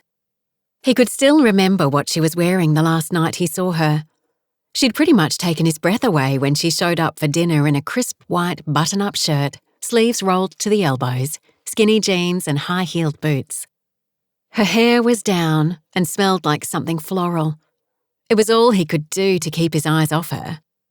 Following dinner, they'd boogied together all night. It was the most fun he'd had ever. But then she left to return home. Her grandmother had fallen ill, and since they were close, she left straight away. Joshua didn't know why she hadn't returned his calls or messages. In the one brief message she'd sent, she'd told him she had a lot of stuff going on and that maybe one day they could catch up. That had been it, until today, when she turned up out of the blue looking for a job. Why hadn't she told him she was coming? Did she have no idea what impact her turning up like that would have on him? Women. He could do without them, thank you very much. Come on, Shauno, let's get this gear packed. Sean hadn't been involved in the meeting and had been sitting outside waiting for him. Joshua jumped into the driver's seat of the truck they used for transporting the cattle drive gear from the big shed near the homestead to the stables where the tourists assembled. Sean climbed into the passenger seat and for once remained silent. Joshua cranked the engine, huffed out a huge breath and spun the wheels in the gravel as he hit the pedal a bit too hard. That bad, huh? Sean asked, raising a brow. I don't want to talk about it. Righty-o. Joshua needed to calm down. Adrenaline coursed through his veins after the meeting, during which his pompous brother had continued their argument, albeit subtly. But Julian had gotten in enough barbs and comments to niggle Joshua, even if the others hadn't noticed. He shouldn't react the way he did, but his brother had a knack of pushing his buttons. He thumped the steering wheel and blew out another huge breath. Sorry, mate. Julian got to me again. He's a bully, that's all I can say. Joshua was loath to agree out loud. Julian was his brother, after all, but Sean was right. Julian was a bully. Pity no one else saw it. You should be running the place, not him. No chance of that happening. I was never a contender, and I never will be. Not while Julian and Olivia are here. Julian's the star and Olivia has the brains. All I have is brawn. Sean chuckled. You really are in a bad way. I've made up my mind. As soon as they find someone to replace us, we're out of here. Sean straightened, his expression brightening. No way! Yep, I've had enough. Cool, dude. I thought I'd never hear you say it, but what about that chick? What was she doing here? Looking for a job. Really? Wouldn't you want to stay? Nope, she's too stuck up. That's what I thought. Think of all the chicks we'll be able to hook up with after we leave here. Yeah. But as red dust billowed behind the truck as he steered it towards the shed, his mother's voice echoed inside his head. The heart is deceitful above all things and beyond cure. Who can understand it? I, the Lord, search the heart and examine the mind, to reward each person according to their conduct, according to what their deeds deserve. No, he wouldn't listen. For as long as he could remember, Joshua had dutifully performed all that was required and expected of him, but to what avail? No more. He was done with trying to please. They could stick the job and the station, and God could mind his own business. After this drive, Joshua and Sean would be out of here, replacements found or not. After leaving Goddard Downs, Stella was reluctant to immediately return to the apartment she was sharing in town with her cousin Elizabeth. She felt deflated. She'd been so sure she'd be offered the job on the spot, but now, walking away with empty hands and only a promise of a phone call, the spark of hope she'd held on the way there was now extinguished. Had she really expected the position to be offered to her after one short meeting? Perhaps her expectation had been unreasonable. But she'd been so sure that God would answer her prayers. Why hadn't he? Instead of heading straight back to town, she decided to detour via the Purnalulu National Park. She was in no hurry to return to the apartment and Elizabeth's questions for which she had no answers. 3 hours later, Stella reached the park, climbed out of the Jeep and stretched.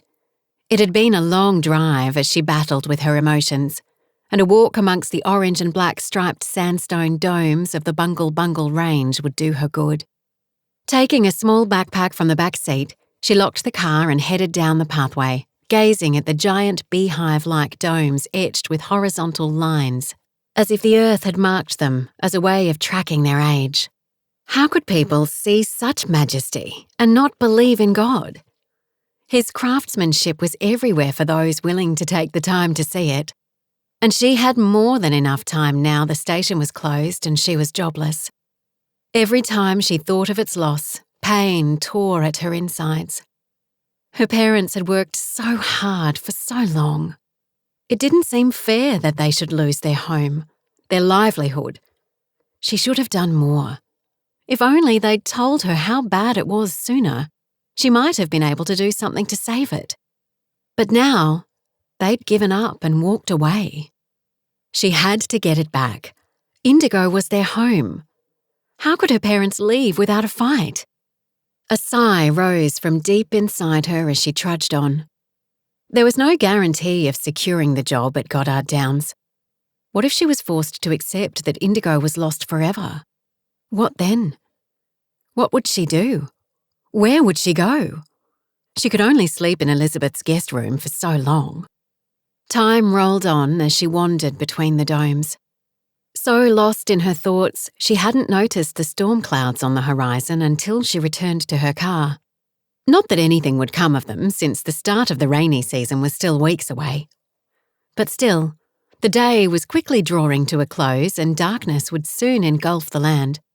And Elizabeth would be worried about her. Stella turned the key in the ignition and headed for town. Arriving well into the evening, she parked her car in the designated parking space and as she approached the door did her best to put on a positive attitude. She'd done all she could. The rest was up to God. She'd pled her case to Frank Goddard, and she was sure he understood her plight. But what if he couldn't convince his family to employ her? No, she wouldn't entertain that thought. Going to Goddard Downs hadn't been her idea. It had to be of God. He hadn't led her there if he didn't intend for her to get the job. She simply had to be patient. Those thoughts filled her unsettled mind and anxious heart as she put the key into the lock and quietly opened the door. There was something else to consider. What if she did get the job? Then she'd be forced to see Joshua every day. She wasn't sure she was prepared for that, but she had time to figure it out. The most important thing was landing the position. Stella was barely inside the door before Elizabeth, petite and dark-haired with olive skin and a round face, bounded up to her waving her phone. "Where have you been? I've been worried sick. I was about to call the police." "I'm sorry, I took a drive and lost track of time." "Lost track of time? Where did you go? You were supposed to go to Goddard Downs and come back to tell me about it. I detoured via the Bungle Bungles, Stella answered, setting her backpack on the floor. You know how I am when I'm there. Elizabeth frowned. I know, but it doesn't mean you can just disappear. Why didn't you answer your phone? Stella took her phone from her pocket. The screen was black. It must have died. I didn't even notice. Elizabeth slapped her arm. You're supposed to charge your phone when you're going such distances. I know, I'm sorry. I guess I was nervous about Goddard Downs and forgot. Stella stepped past her and flopped down on the nearest cushioned chair. Elizabeth sat on the couch across from her. So? What happened? Stella shrugged. Nothing. You didn't get it? I don't know yet. I spoke with Frank Goddard and I think it went well, but he said he had to discuss it with his family and he'll let me know. Stella closed her eyes and covered them with her arm. All of a sudden, she felt tired, as if all the stresses of the past weeks were finally catching up with her. You'll get it, Elizabeth said confidently. Stella peeked at her from beneath her arm. How can you be so sure? Because whatever it is the Lord has for you, it's at Goddard Downs. Why else would every other avenue have failed if not to guide you there? I told you from the second you heard about that job that it was for you, but you had your reasons for avoiding that place. Elizabeth looked at her keenly. Did you see Joshua? At the mention of his name, Stella's heart quickened. She swallowed hard and tried to sound casual. Yes. What happened? Nothing. He opened the door, that's it. That's it? You didn't talk at all? No. What would we have to talk about? Stella straightened. She couldn't tell Elizabeth that the second she saw Joshua, her heart had leapt. It would only convince her that her ideas about Stella and Joshua were correct. Elizabeth believed he was the perfect match for her, but Stella didn't share the sentiment. I don't get it. You talked about him for months after meeting him and then you just stopped. Now you have the chance to see him and you say nothing happened? Doubt laced Elizabeth's words, but Stella was telling the truth. Nothing happened. The time we spent together, however brief and ill-advised, is over. Let it go, Liz. Joshua and I are in very different places in life. We should give each other as much room as possible. You say that, but I don't think you're right, Elizabeth replied. I think you're denying possibilities. After all roads lead you to Goddard Downs, and whether you admit it or not, being there means seeing Joshua. Therefore, all roads were leading you to him. Stella didn't reply. It was pointless to debate. Elizabeth believed what she did, but so did Stella. She spotted the box on the coffee table and decided a change of subject was for the best. Pizza? Yes, fully loaded, Elizabeth replied with a grin. Stella flipped the box open, grabbed a slice, and bit into it greedily. If her mouth was full, she couldn't answer any more questions. Chapter 7. What a day. Frank climbed out of his truck and walked straight into Maggie's waiting arms. It felt so good to hold her after a day filled with more challenges than he'd ever expected. The sun hovered above the horizon. The sky was the most gorgeous mixture of pinks and purples, and the air was filled with the sound of birds twittering in the trees. It was the best time of day, and not just because of the peace and calm that fell across the land, but because he could come home to Maggie. You've had a hard day, Frank. Come inside, and after you've cleaned up, I'll pour us a drink. He hugged her tight and kissed the top of her head. Thank you, my love. She tilted her head upwards and smiled. You're welcome. One look at her changed his mood from frustrated to relaxed, tense to calm. He brushed her hair gently with his hand as he gazed into her eyes. Some days I'm tempted to go on that trip we've been talking about sooner than later. What would you say to that? She chuckled. I'd be tempted to say yes. But have you forgotten we're going to Darwin soon? That's right, I'm sorry. I did forget. It's those boys. They're driving me crazy. He slipped his arm around her shoulders and together they headed up the steps. Did you figure anything out with them? Nope. They've been at each other since they were teenagers, so nothing's going to change overnight. That long? He nodded as he sat on the top step and pulled his boots off and wiggled his toes. I didn't know they fought with each other so much until today. And I didn't know you were aware of it either. Oh, I know all right. They think they can keep these things hidden from me, but I'm their father, and I know them better than they think. Sounds like someone else I know. Maggie chuckled. Yep, but he definitely knows everything. And he knows how to fix this too. Maggie joined him on the step and slipped her hand into his. You're right. I'm not sure how their issues will be resolved, but somehow God will figure it out. Maybe he brought that girl here for a reason. I saw her at church the other week and I saw the way Joshua looked at her. Frank sighed. Maybe. Something's got to give. Placing his other hand over hers, he moved his thumb gently over her soft skin while staring at the darkening horizon. Joshua was closer to his mother than Julian, probably because he was the youngest. Her death affected him greatly, and after she passed, he became a risk-taker and a rebel. But that's not who he is underneath. I think he's still hurting and trying to figure out his own identity. And that's hard to do with Julian in charge. Seems that way. Julian always felt that Esther babied Josh too much. I think that's why he's so hard on him. Julian doesn't see the great qualities he has, and vice versa. I guess that's typical of most siblings. Frank nodded. Yes, but it doesn't help with the smooth running of the station. Things might change if Stella comes on board. She might be the change that's needed. Are you going to employ her? Possibly. We need to discuss it further since we haven't advertised the position. It's going to be a demanding job if we accept Ravi's proposal, and we need to be sure she's up to it. Maggie squeezed his hand. There's so much going on. I hope we can still get to Darwin on time. Don't worry, my love, we'll get there before the baby's born. I'm not worrying, but I think we should pray about it all, she said. Good idea. Let's do that. Squeezing her hand, he closed his eyes and began. Dear Lord, thank you for your bountiful provisions.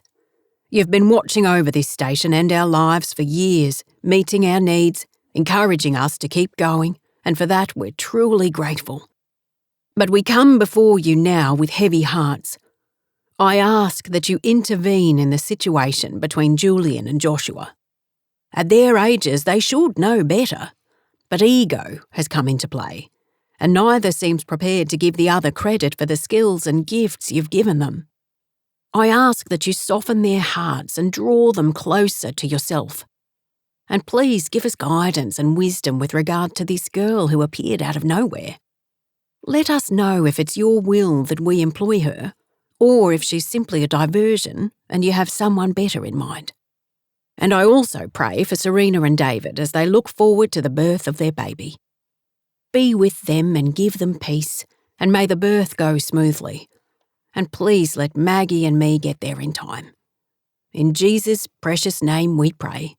Amen. Maggie continued, her voice soft but steady. And Lord, I too pray for wisdom for Frank as he deals with his sons. You know them better than anyone, and you know what makes them tick. Give Frank insight to know what to say and do to help improve the situation. And lastly, Lord, I want to thank you for bringing Stella here. I don't believe it was a coincidence that she came, but please give Frank and the others peace about employing her. In your son's precious name, Amen. She opened her eyes. Now, Frank Goddard, let me get you that drink. He chuckled. Amen to that. Maggie had already prepared Frank's favourite sweet potato bake to accompany the Goddard Downs Angus beef steak they'd cook on the barbecue. After their large midday meal, she didn't need much, but Frank was always hungry, which wasn't surprising considering the physical work he still insisted on doing. They'd fallen into a comfortable routine of eating dinner on the deck while enjoying the cooler evening air after the heat of the day. It was their special time together. God had blessed them abundantly, but Maggie knew she should never take anything for granted. things could change in an instant. And so, she'd planned something special for Frank. Knowing how much he treasured his family, she'd spent the last few weeks putting together an audiovisual presentation for him of photos from as far back as she could go. Janella and Olivia had lent her photos they'd taken of their families when they were younger, but she'd also dug into the trunk Frank kept in their room and had come across some really old photos of his parents and grandparents.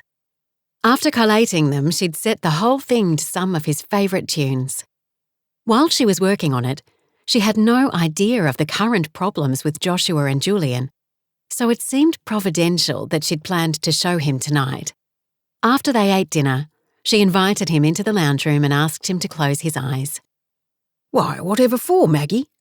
he asked, a bemused expression on his face as he sank into the leather couch. "Wait and see," she said with a smile. She had the video ready to go, so she joined him on the couch and turned the television on. Instead of a movie, a picture of the two of them on their wedding day graced the screen. She chuckled in anticipation because she knew Frank would think it was going to be a whole video of their wedding, and she couldn't wait for the photos of his grandparents to show on the screen. When they did, Frank straightened and looked at her in surprise. "Where did you get these from, Maggie?" She chuckled and kissed his cheek. "It's a secret. Watch and enjoy." They settled back together as the history of Goddard Downs played across the screen. Amongst the photos were ones of Esther and the children playing happily together when they were young. Before the boys had begun their tug-of-war, she prayed silently for peace to once again be restored at Goddard Downs. After the video finished, Frank took her in his arms and kissed her passionately, the emotion of the display having affected them both. He brushed her lips and whispered words of love, which she whispered back. She was so glad she'd put the video together for him and prayed it would encourage him to trust God to find a solution to the boys' problems.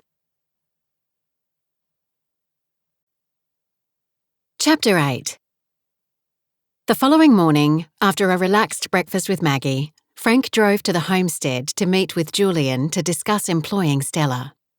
Frank felt at peace about it, but he sensed Julian was reluctant.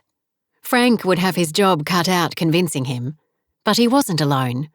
As always, God went with him and before him, smoothing the waters, softening hearts, and he had no doubt he was with him now. In fact, as he drove, Frank committed the meeting once again to the Lord. When he arrived, Isabel and William ran out to greet him. "Have you come to play with us, Grandpa?"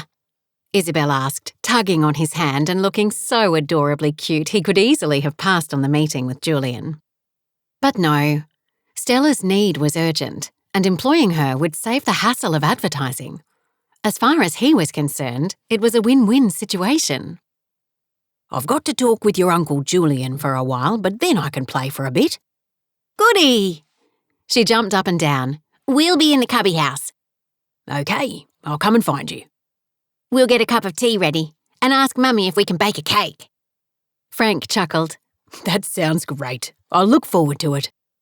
He ruffled her hair before striding up the stairs. Julian was in the office and glanced up when Frank entered. He gave a nod. "Morning, Dad." "And good morning to you, Julian."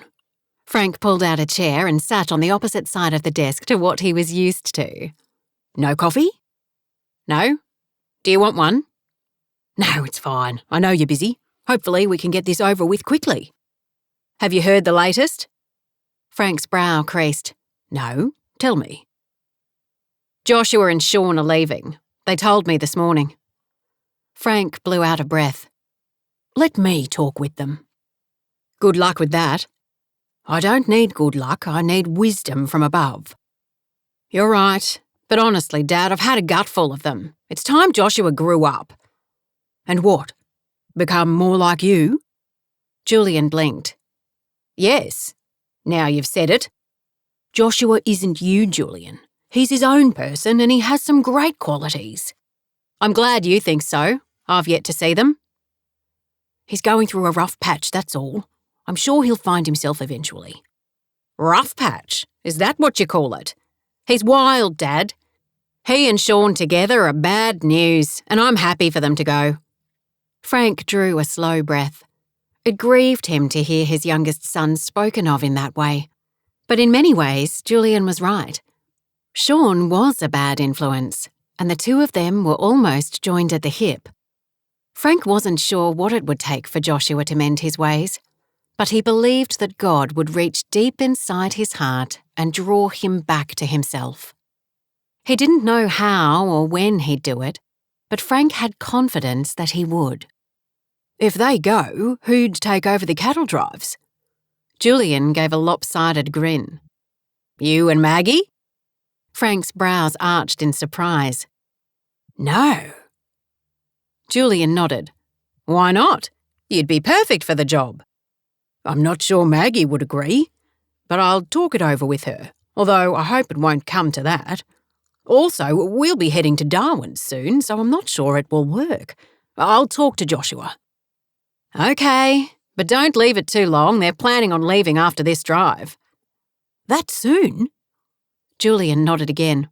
Anyway, we're supposed to be talking about the vet position.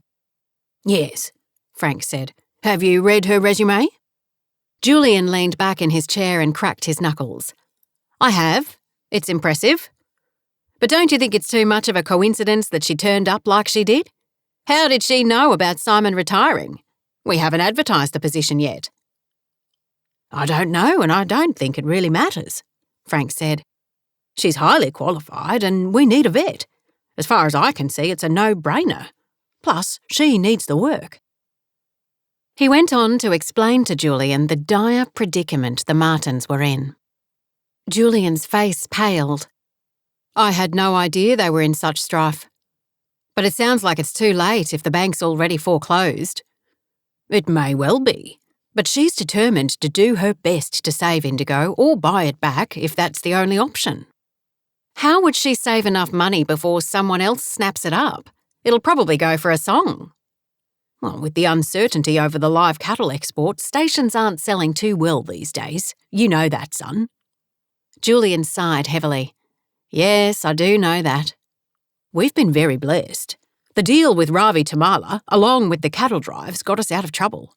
And now, with this new deal of Ravi's on the table, I think we'll be set for a long time to come. And that brings us back to Stella. Do you really think she's capable of handling the job, especially with the extra cattle we'll be running? I do. I truly do. And I think we should offer it to her. Without a formal interview? Frank nodded. We can put her on a trial. We'll know quickly if she's up to it or not. Especially if we give her the back paddock to look after first. Julian's eyes twinkled. Goddard Downs' largest, meanest bull lived in the back paddock, and even the men were wary of going near the brute. The bull, however, was due for his annual inoculations and checkup. That's not fair, Julian, Frank said. Julian chuckled. I know, but if she can handle him, the job's hers. Frank stuck his hand out across the desk. Deal. Julian shook it.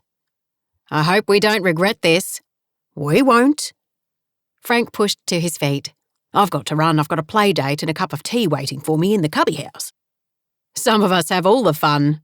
Julian shook his head, but Frank was pleased to see a grin on his face. You should try it sometime. He gave Julian a wink before heading out the door. He poked his head back in quickly. By the way, since you're the boss, I think it should be you who gives Stella the news. I was planning on it. Frank smiled. Good. And I'll talk with Joshua first chance I get. I won't hold my breath. Best not, but don't worry. One way or another, we'll figure it all out. I'm glad you're confident. I have confidence in the Lord, and that's the most important thing. Frank gave another nod and then headed outside to find his grandchildren. Julian put his head in his hands and groaned. His dad was incorrigible. Why did he always get his way? It was so annoying. He wasn't in charge anymore, but he had a way of turning things around to get what he wanted. And his faith put Julian's to shame. Julian believed, but his day-to-day walk with God was feeble in comparison to his dad's. Could he ever become like him? Some days, like today, he doubted it. Sighing, he lifted the receiver and dialed Stella's number, while praying silently he was doing the right thing. Chapter 9. 3 days later, Stella parked her Toyota Hilux outside the main homestead at Goddard Downs after an emotional farewell with her parents. They'd left that morning for Cootamundra, a trip that would take them several days, while she headed in the opposite direction to Goddard Downs, a much shorter trip. 3 hours to be exact, but she'd taken it slowly, so it took closer to 4. While she was thrilled that her audacity had paid off and she'd been offered the job as the large animal vet on the station, a flicker of apprehension coursed through her as she'd driven along the dusty, rutted road. The grader hadn't been through in a while, and the corrugations in the road seemed to have grown worse in the few days since she'd last driven it. Several larger four-wheel drive vehicles had overtaken her, and each time she'd had to slow down even more to let the dust settle. The drivers obviously had no consideration for their fellow travellers. As she turned off the main road and headed up the track that led to Goddard Downs, she slowed even further and took in her surroundings. It was beautiful country. A mixture of vast savanna plains framed by the dark, jagged outlines of the Miramar mountain range, and cool, shaded creek crossings that were now dry, but would soon gush with life-giving water once the rainy season began. Livestock grazing on the sparse vegetation dotted the plains. Goddard Downs ran 5,000 head of Brahman cross cattle spread over their 150,000 acres. That was a lot of cattle to look after, much more than the 1,000 head they'd run at Indigo. Tears sprang to her eyes as she recalled the heartache she and her parents had felt as the final truckload of their precious cattle disappeared into a cloud of dust. They had remained watching long after the dust settled and the truck was out of sight. Now, nothing was left but memories. But she'd get it back. One way or another, Indigo would once again belong to the Martin family. She didn't know how long it would take or how she would accumulate enough money to buy it back, but this job was a start. And although it meant working alongside Joshua, she'd do it with a glad heart. God had opened the door for her, and she was grateful for his provision. If only he'd calm the butterflies in her stomach. She'd half expected Joshua to be there when she arrived, but was relieved when he wasn't.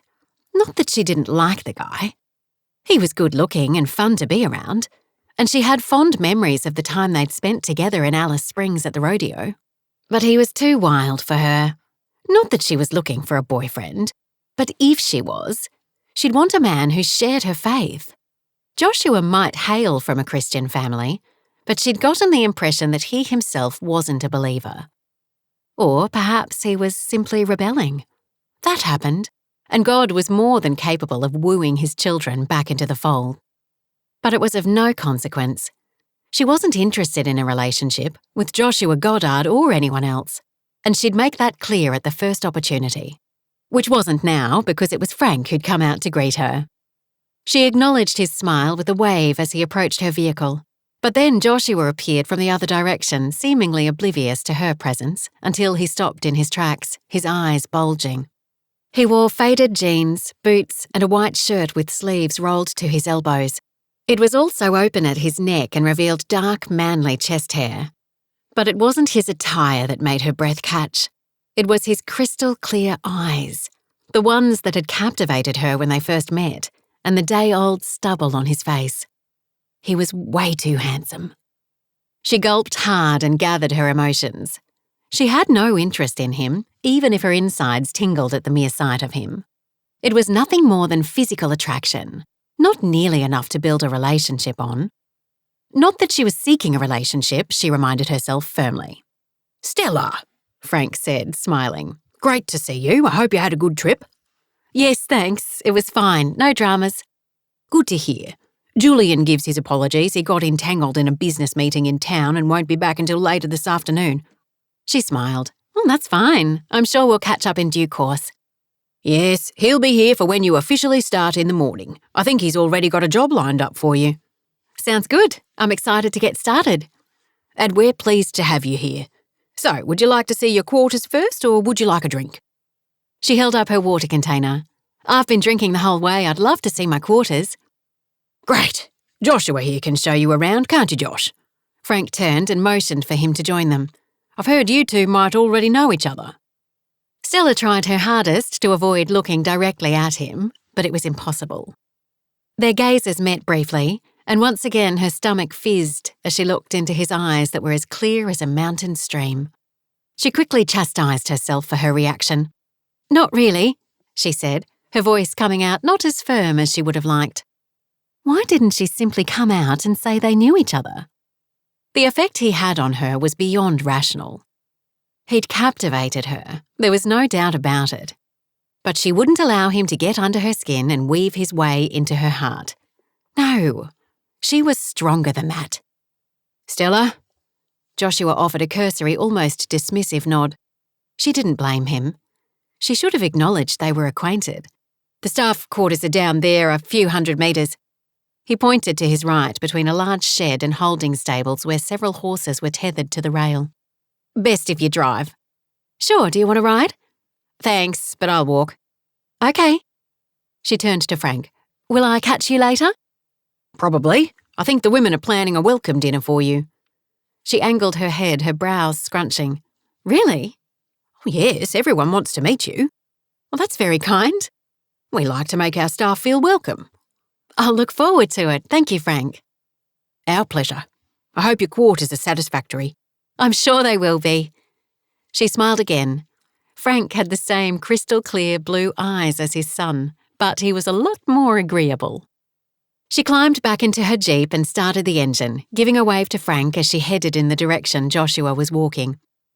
When she caught up with him, she stopped and asked again if he wanted a lift. Their gazes locked for a moment before he opened the door and jumped in. Acutely aware of his close presence, her heart involuntarily picked up its pace as his manly aroma filled the vehicle. Why didn't you mention we knew each other? Facing her, he pinned her with those bright eyes. She shrank under his gaze. I honestly don't know. And what about my calls? I thought we were friends. His accusing gaze was riveted on her. She sat back, momentarily rebuffed. We are. Her voice was soft, apologetic. I've just been really busy since I left Alice. Too busy to answer my calls? She winced. I'm sorry. I didn't know what to say. Hello would have been a good start. She swallowed hard. You're right. It was rude of me to ignore you. When he spoke again, his words were measured, almost angry. No saying. I'm sorry, Joshua, I really am. He clenched his mouth tighter. Well, you're here now. We'd better at least be civil. Without thinking, she reached out and touched his arm. We can be more than civil. We can be friends. He puffed out a big breath. I'm not quite sure what that means, but okay. I guess we can be friends. She felt terrible. She'd been rude, and she knew it. She also sensed that he wanted more than she was offering. Joshua glanced sideways at Stella as she concentrated on driving her Jeep down the rutted track towards the staff quarters. She was still as gorgeous as ever, and with her so close, he couldn't ignore the effect she had on him. But what was she playing at? Did she really think that all he wanted was friendship? If she'd given any indication she was interested in him, he would have instantly declared his feelings. But friendship? How could they live so close and simply be friends? It would have been better if Dad hadn't convinced him to stay. If he and Sean had kept to their plans, they'd be in Kununurra by now, if not Darwin, and then he wouldn't be in this untenable situation. Could he be satisfied with friendship? He honestly didn't know. She stopped the car when they reached the staff quarters, a simple dwelling consisting of a number of single rooms, which, although small, were comfortably furnished. Most of the staff shared the bathrooms and kitchen, but as head vet, Stella had a larger unit with her own ensuite, kitchenette, and a small living area. Simon, the retiring vet, and his wife Sarah had already vacated the unit and were living in their camper until they left in a day's time. The quarters look nice, Stella said, opening the car door and jumping out. Josh struggled to keep his eyes off her. She was wearing khaki shorts and a matching shirt, typical vet attire, but with her long, shapely, tanned legs, the outfit looked hot. He cleared his throat. I guess you were told you'd have a unit? Yes, your brother mentioned that. I told him I didn't need much space, but he insisted I have it. Joshua grabbed 2 bags from her back seat and carried them up several stairs before setting them down on the small porch while he opened the door. This is it. He stepped aside so she could see in. It's lovely. She walked past him carrying a bag, and he inhaled the scent of her freshly washed hair. He took the bags inside, then went back for the remaining 2. After setting them down, he shoved his hands in his pockets. Do you want to unpack or would you like a tour? I'd love a tour. I can unpack any time. Her brows creased. But don't you have things to do? He shuffled his feet. Yeah, but nothing that can't wait. So long as you're sure. He was sure of only one thing. Stella Martin had stolen his heart. Chapter 10. Joshua waited outside while Stella freshened up, his jaw tense. Dad had dropped him in this big time. Instead of taking Stella Martin on a grand tour of Goddard Downs, Joshua should have been helping Sean prepare for tomorrow's cattle drive. Julian should have been here to look after her, but of course he wasn't. Typical. Joshua folded his arms and slumped against Stella's Jeep. The whole universe seemed to be conspiring against him. Stella was here. That was a dream come true. But she only wanted to be friends. How could they simply be friends? What was wrong with him that made her not want anything more than friendship? He didn't understand. They'd been close in Alice. He was sure she felt something for him then. From the way she'd clung to him while they'd danced, he'd gotten the impression she at least liked him. He should have said something then. Why hadn't he said something? A heavy sigh escaped his lips. Would he ever get to make his own decisions? Get to do what he wanted? Somehow he doubted it. He couldn't even get the girl he wanted. She stepped out onto the small deck. He straightened, his breath catching. She was drop-dead gorgeous. She bounced down the 3 steps and joined him. I'm ready. Are we driving or riding? He cleared his throat. You don't want to see the clinic first? I can see it tomorrow. Right now, I'd love to see the cattle. Okay, your choice. Would you prefer to drive or ride? I'd love to ride, if that's all right. Her eyes were bright, as if she were trying to smooth things between them. That's fine. We can grab some horses, they're just up the track a bit. Great. She flicked some hair over her shoulder as they began walking. It's lovely here, I like it already. Yeah, it's not bad. Sorry to hear about your place. She blew out a heavy breath and gave a small smile. Thanks. It's been a hard few months, but this job is an answer to prayer. He ignored her last comment. If her coming here was an answer to prayer, God had a strange sense of humour. Your parents have gone south? Yes, to Cootamundra. My mother's family is down there. My parents lost all hope and stopped fighting to keep the station. I'm going to get it back for them. His head snapped around. How are you going to do that? She shrugged. I don't know, but God does. He groaned. Could he never escape religious talk? Wasn't it enough that Dad and his siblings talked about God all the time? But Stella too? Maybe it was for the best she didn't want anything to do with him. He didn't need another saint in his life. They reached the shed where 2 horses were tethered out front. He dashed inside and grabbed the saddles. You can take this horse. He put one of the saddles on a chestnut mare. What's her name? She's a beauty. Stella gave the horse a close inspection, running her hand gently across the horse's side. Brandy. He handed her the reins. Thanks. She mounted the horse with ease while he mounted Flame, his 3-year-old black colt. Which way? She asked after settling into her saddle. We can go to the top paddock and check out some of the cattle, then come back along the ridge and stop by the back paddock where Brutus hangs out. He lifted the reins and his horse responded. Stella followed suit. Brutus? I'm guessing he's not the friendliest of bulls? You got it in one. Bulls don't worry me. You just have to call their bluff. Joshua shook his head. She had no idea what she was in for. He was a bull-riding cowboy, and even he didn't get too close to Brutus. They increased the pace to a slow trot. Stella looked comfortable in the saddle. In fact, she looked more than comfortable. She rode like a pro, which, of course, she was. Growing up on a cattle station, there was really no choice but to become a proficient rider. After leaving the shaded homestead area, the afternoon sun bore down on their backs as the horses picked up their pace and they headed towards the top paddock. Most of the Goddard Downs cattle roamed free across the 150,000 acres. Only the cattle used in the tourist drives or those about to give birth or needing treatment were kept in the paddocks closer to the homestead. The regular rhythm of his horse's gallop was a balm to Joshua's troubled heart. Nothing could beat galloping across the open countryside, wind whipping through his hair, drying the sweat from his brow. Even having Stella beside him couldn't steal the exhilaration he felt. They arrived at the top paddock and slowed the horses to a walk. "That was fun," she said. Her face glistened and her cheeks were pink. "Yep, nothing better than a good ride to blow the cobwebs away." Their gazes connected and his pulse quickened. A groan escaped him. Why did she have this effect on him? The moment ended and he swung his gaze to the herd of cattle grazing near some boab trees.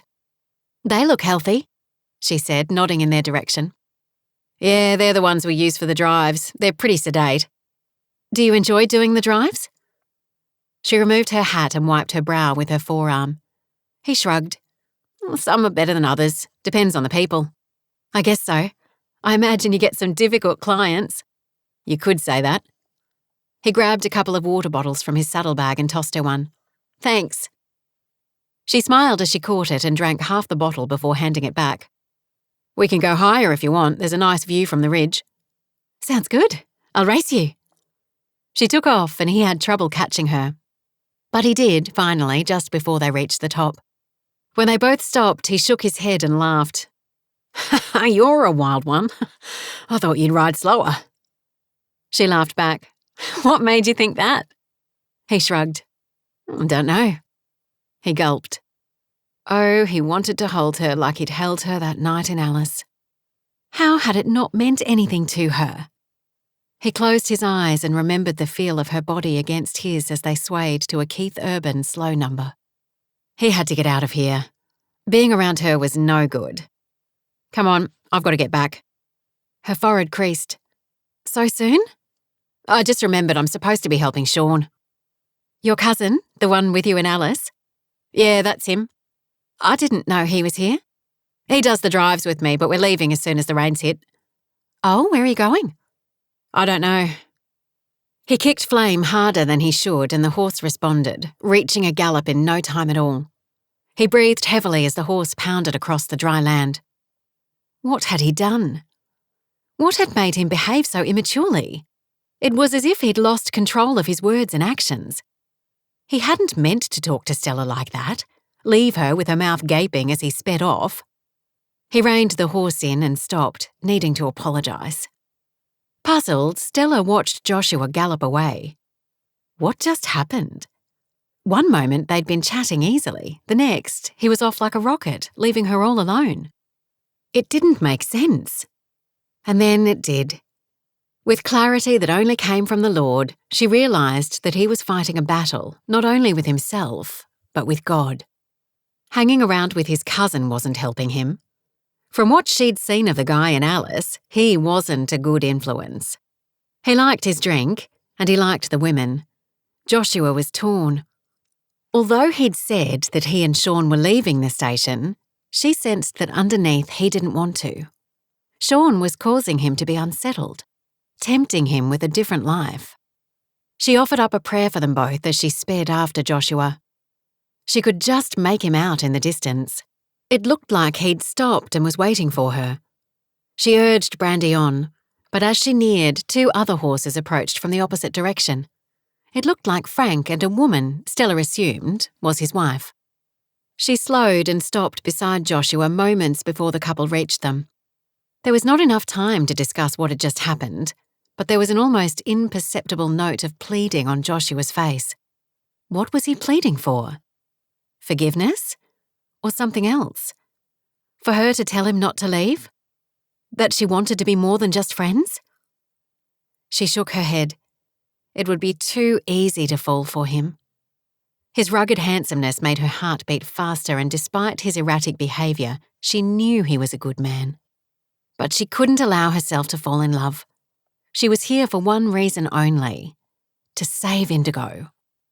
Pushing the events of the past few moments aside, Stella smiled warmly as Frank took his hat off and introduced his wife. Any discussion between her and Joshua would have to wait.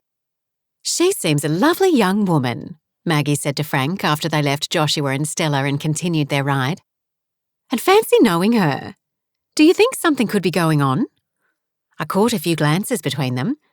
I have a feeling they know each other better than they're letting on." "Maggie!" Frank let out a deep belly laugh as he shook his head. She glanced at the pair still sitting astride their horses, deep in conversation. A smile lifted her lips. They make a handsome couple. Frank shook his head again, but there was a sparkle in his eye. "Matchmaking again? I don't know how you come up with these things, my love." He reached across and squeezed her hand. "But if Stella Martin is the reason Joshua stays at Goddard Downs, I won't complain." Maybe God's brought her here for a reason other than simply being the vet. Frank inhaled deeply. "You might be right. It'd be good for Josh to settle down with someone, but not just anyone. Someone who loves the Lord. It's every Christian parent's prayer that their offspring find love with a fellow believer. I just don't know if Josh believes anymore." "Oh, Frank." The sadness in her husband's voice reached deep inside Maggie. She knew intimately the despair he was feeling, but Serena was living proof that God was able to do abundantly above all that she'd ever asked or thought, and he could do the same in Joshua's life. "He hasn't been the same since Esther passed away. I have to take some of the blame for how he is now, because at the time I was more concerned about Caleb and Sasha than him since they were younger. But Esther's passing affected him greatly." He's probably internalised his emotions. Men often don't talk about how they feel. Frank nodded. "I think you're right. He seemed so stoic at the time, and I can't recall him shedding a tear. But neither did Julian, although that shouldn't have surprised me." "Maybe you should try and talk to Josh about it. See if he'll open up." He faced her and smiled. "I will. Thank you for being here, Maggie. My life is so much richer with you in it." She met his kind, gentle gaze and tears pricked her eyes. How blessed she was to have him in her life. "Oh, Frank, you're such a softie. And you know what? I think Joshua is exactly like you underneath. He just needs to have his protective layers peeled back. Would you like to stop and pray for him?" "That would be wonderful." They stopped under the shade of a boab tree and took in the breathtaking vista. Vast open plains dotted with boabs, grazing cattle and wallabies lazing in the afternoon sun. Rich ochre outlines of the mountain range in the distance, contrasting with the deep blue of the endless sky. God's amazing handiwork, reflecting his love for mankind. Maggie squeezed Frank's hand. "Shall we?" He nodded, and bowing her head, Maggie began. "Lord God, your creation is beyond comprehension, and we acknowledge and are humbled by your supreme love for mankind. That you could love us so much that not only did you create all of this for our benefit, but that even while we were deep in sin, you sent your Son to die on the cross so we could be freed from that sin and live with you forever. Lord God, we pray for Joshua right now. He's a troubled young man, but we know that you can reach deep inside his heart and release him from the wounds that have been festering for years and fill him with peace and purpose. We don't know if Stella is part of your plan for Joshua, but thank you for bringing her here. We ask that you bless her and her family as they deal with the loss of their family home and livelihood.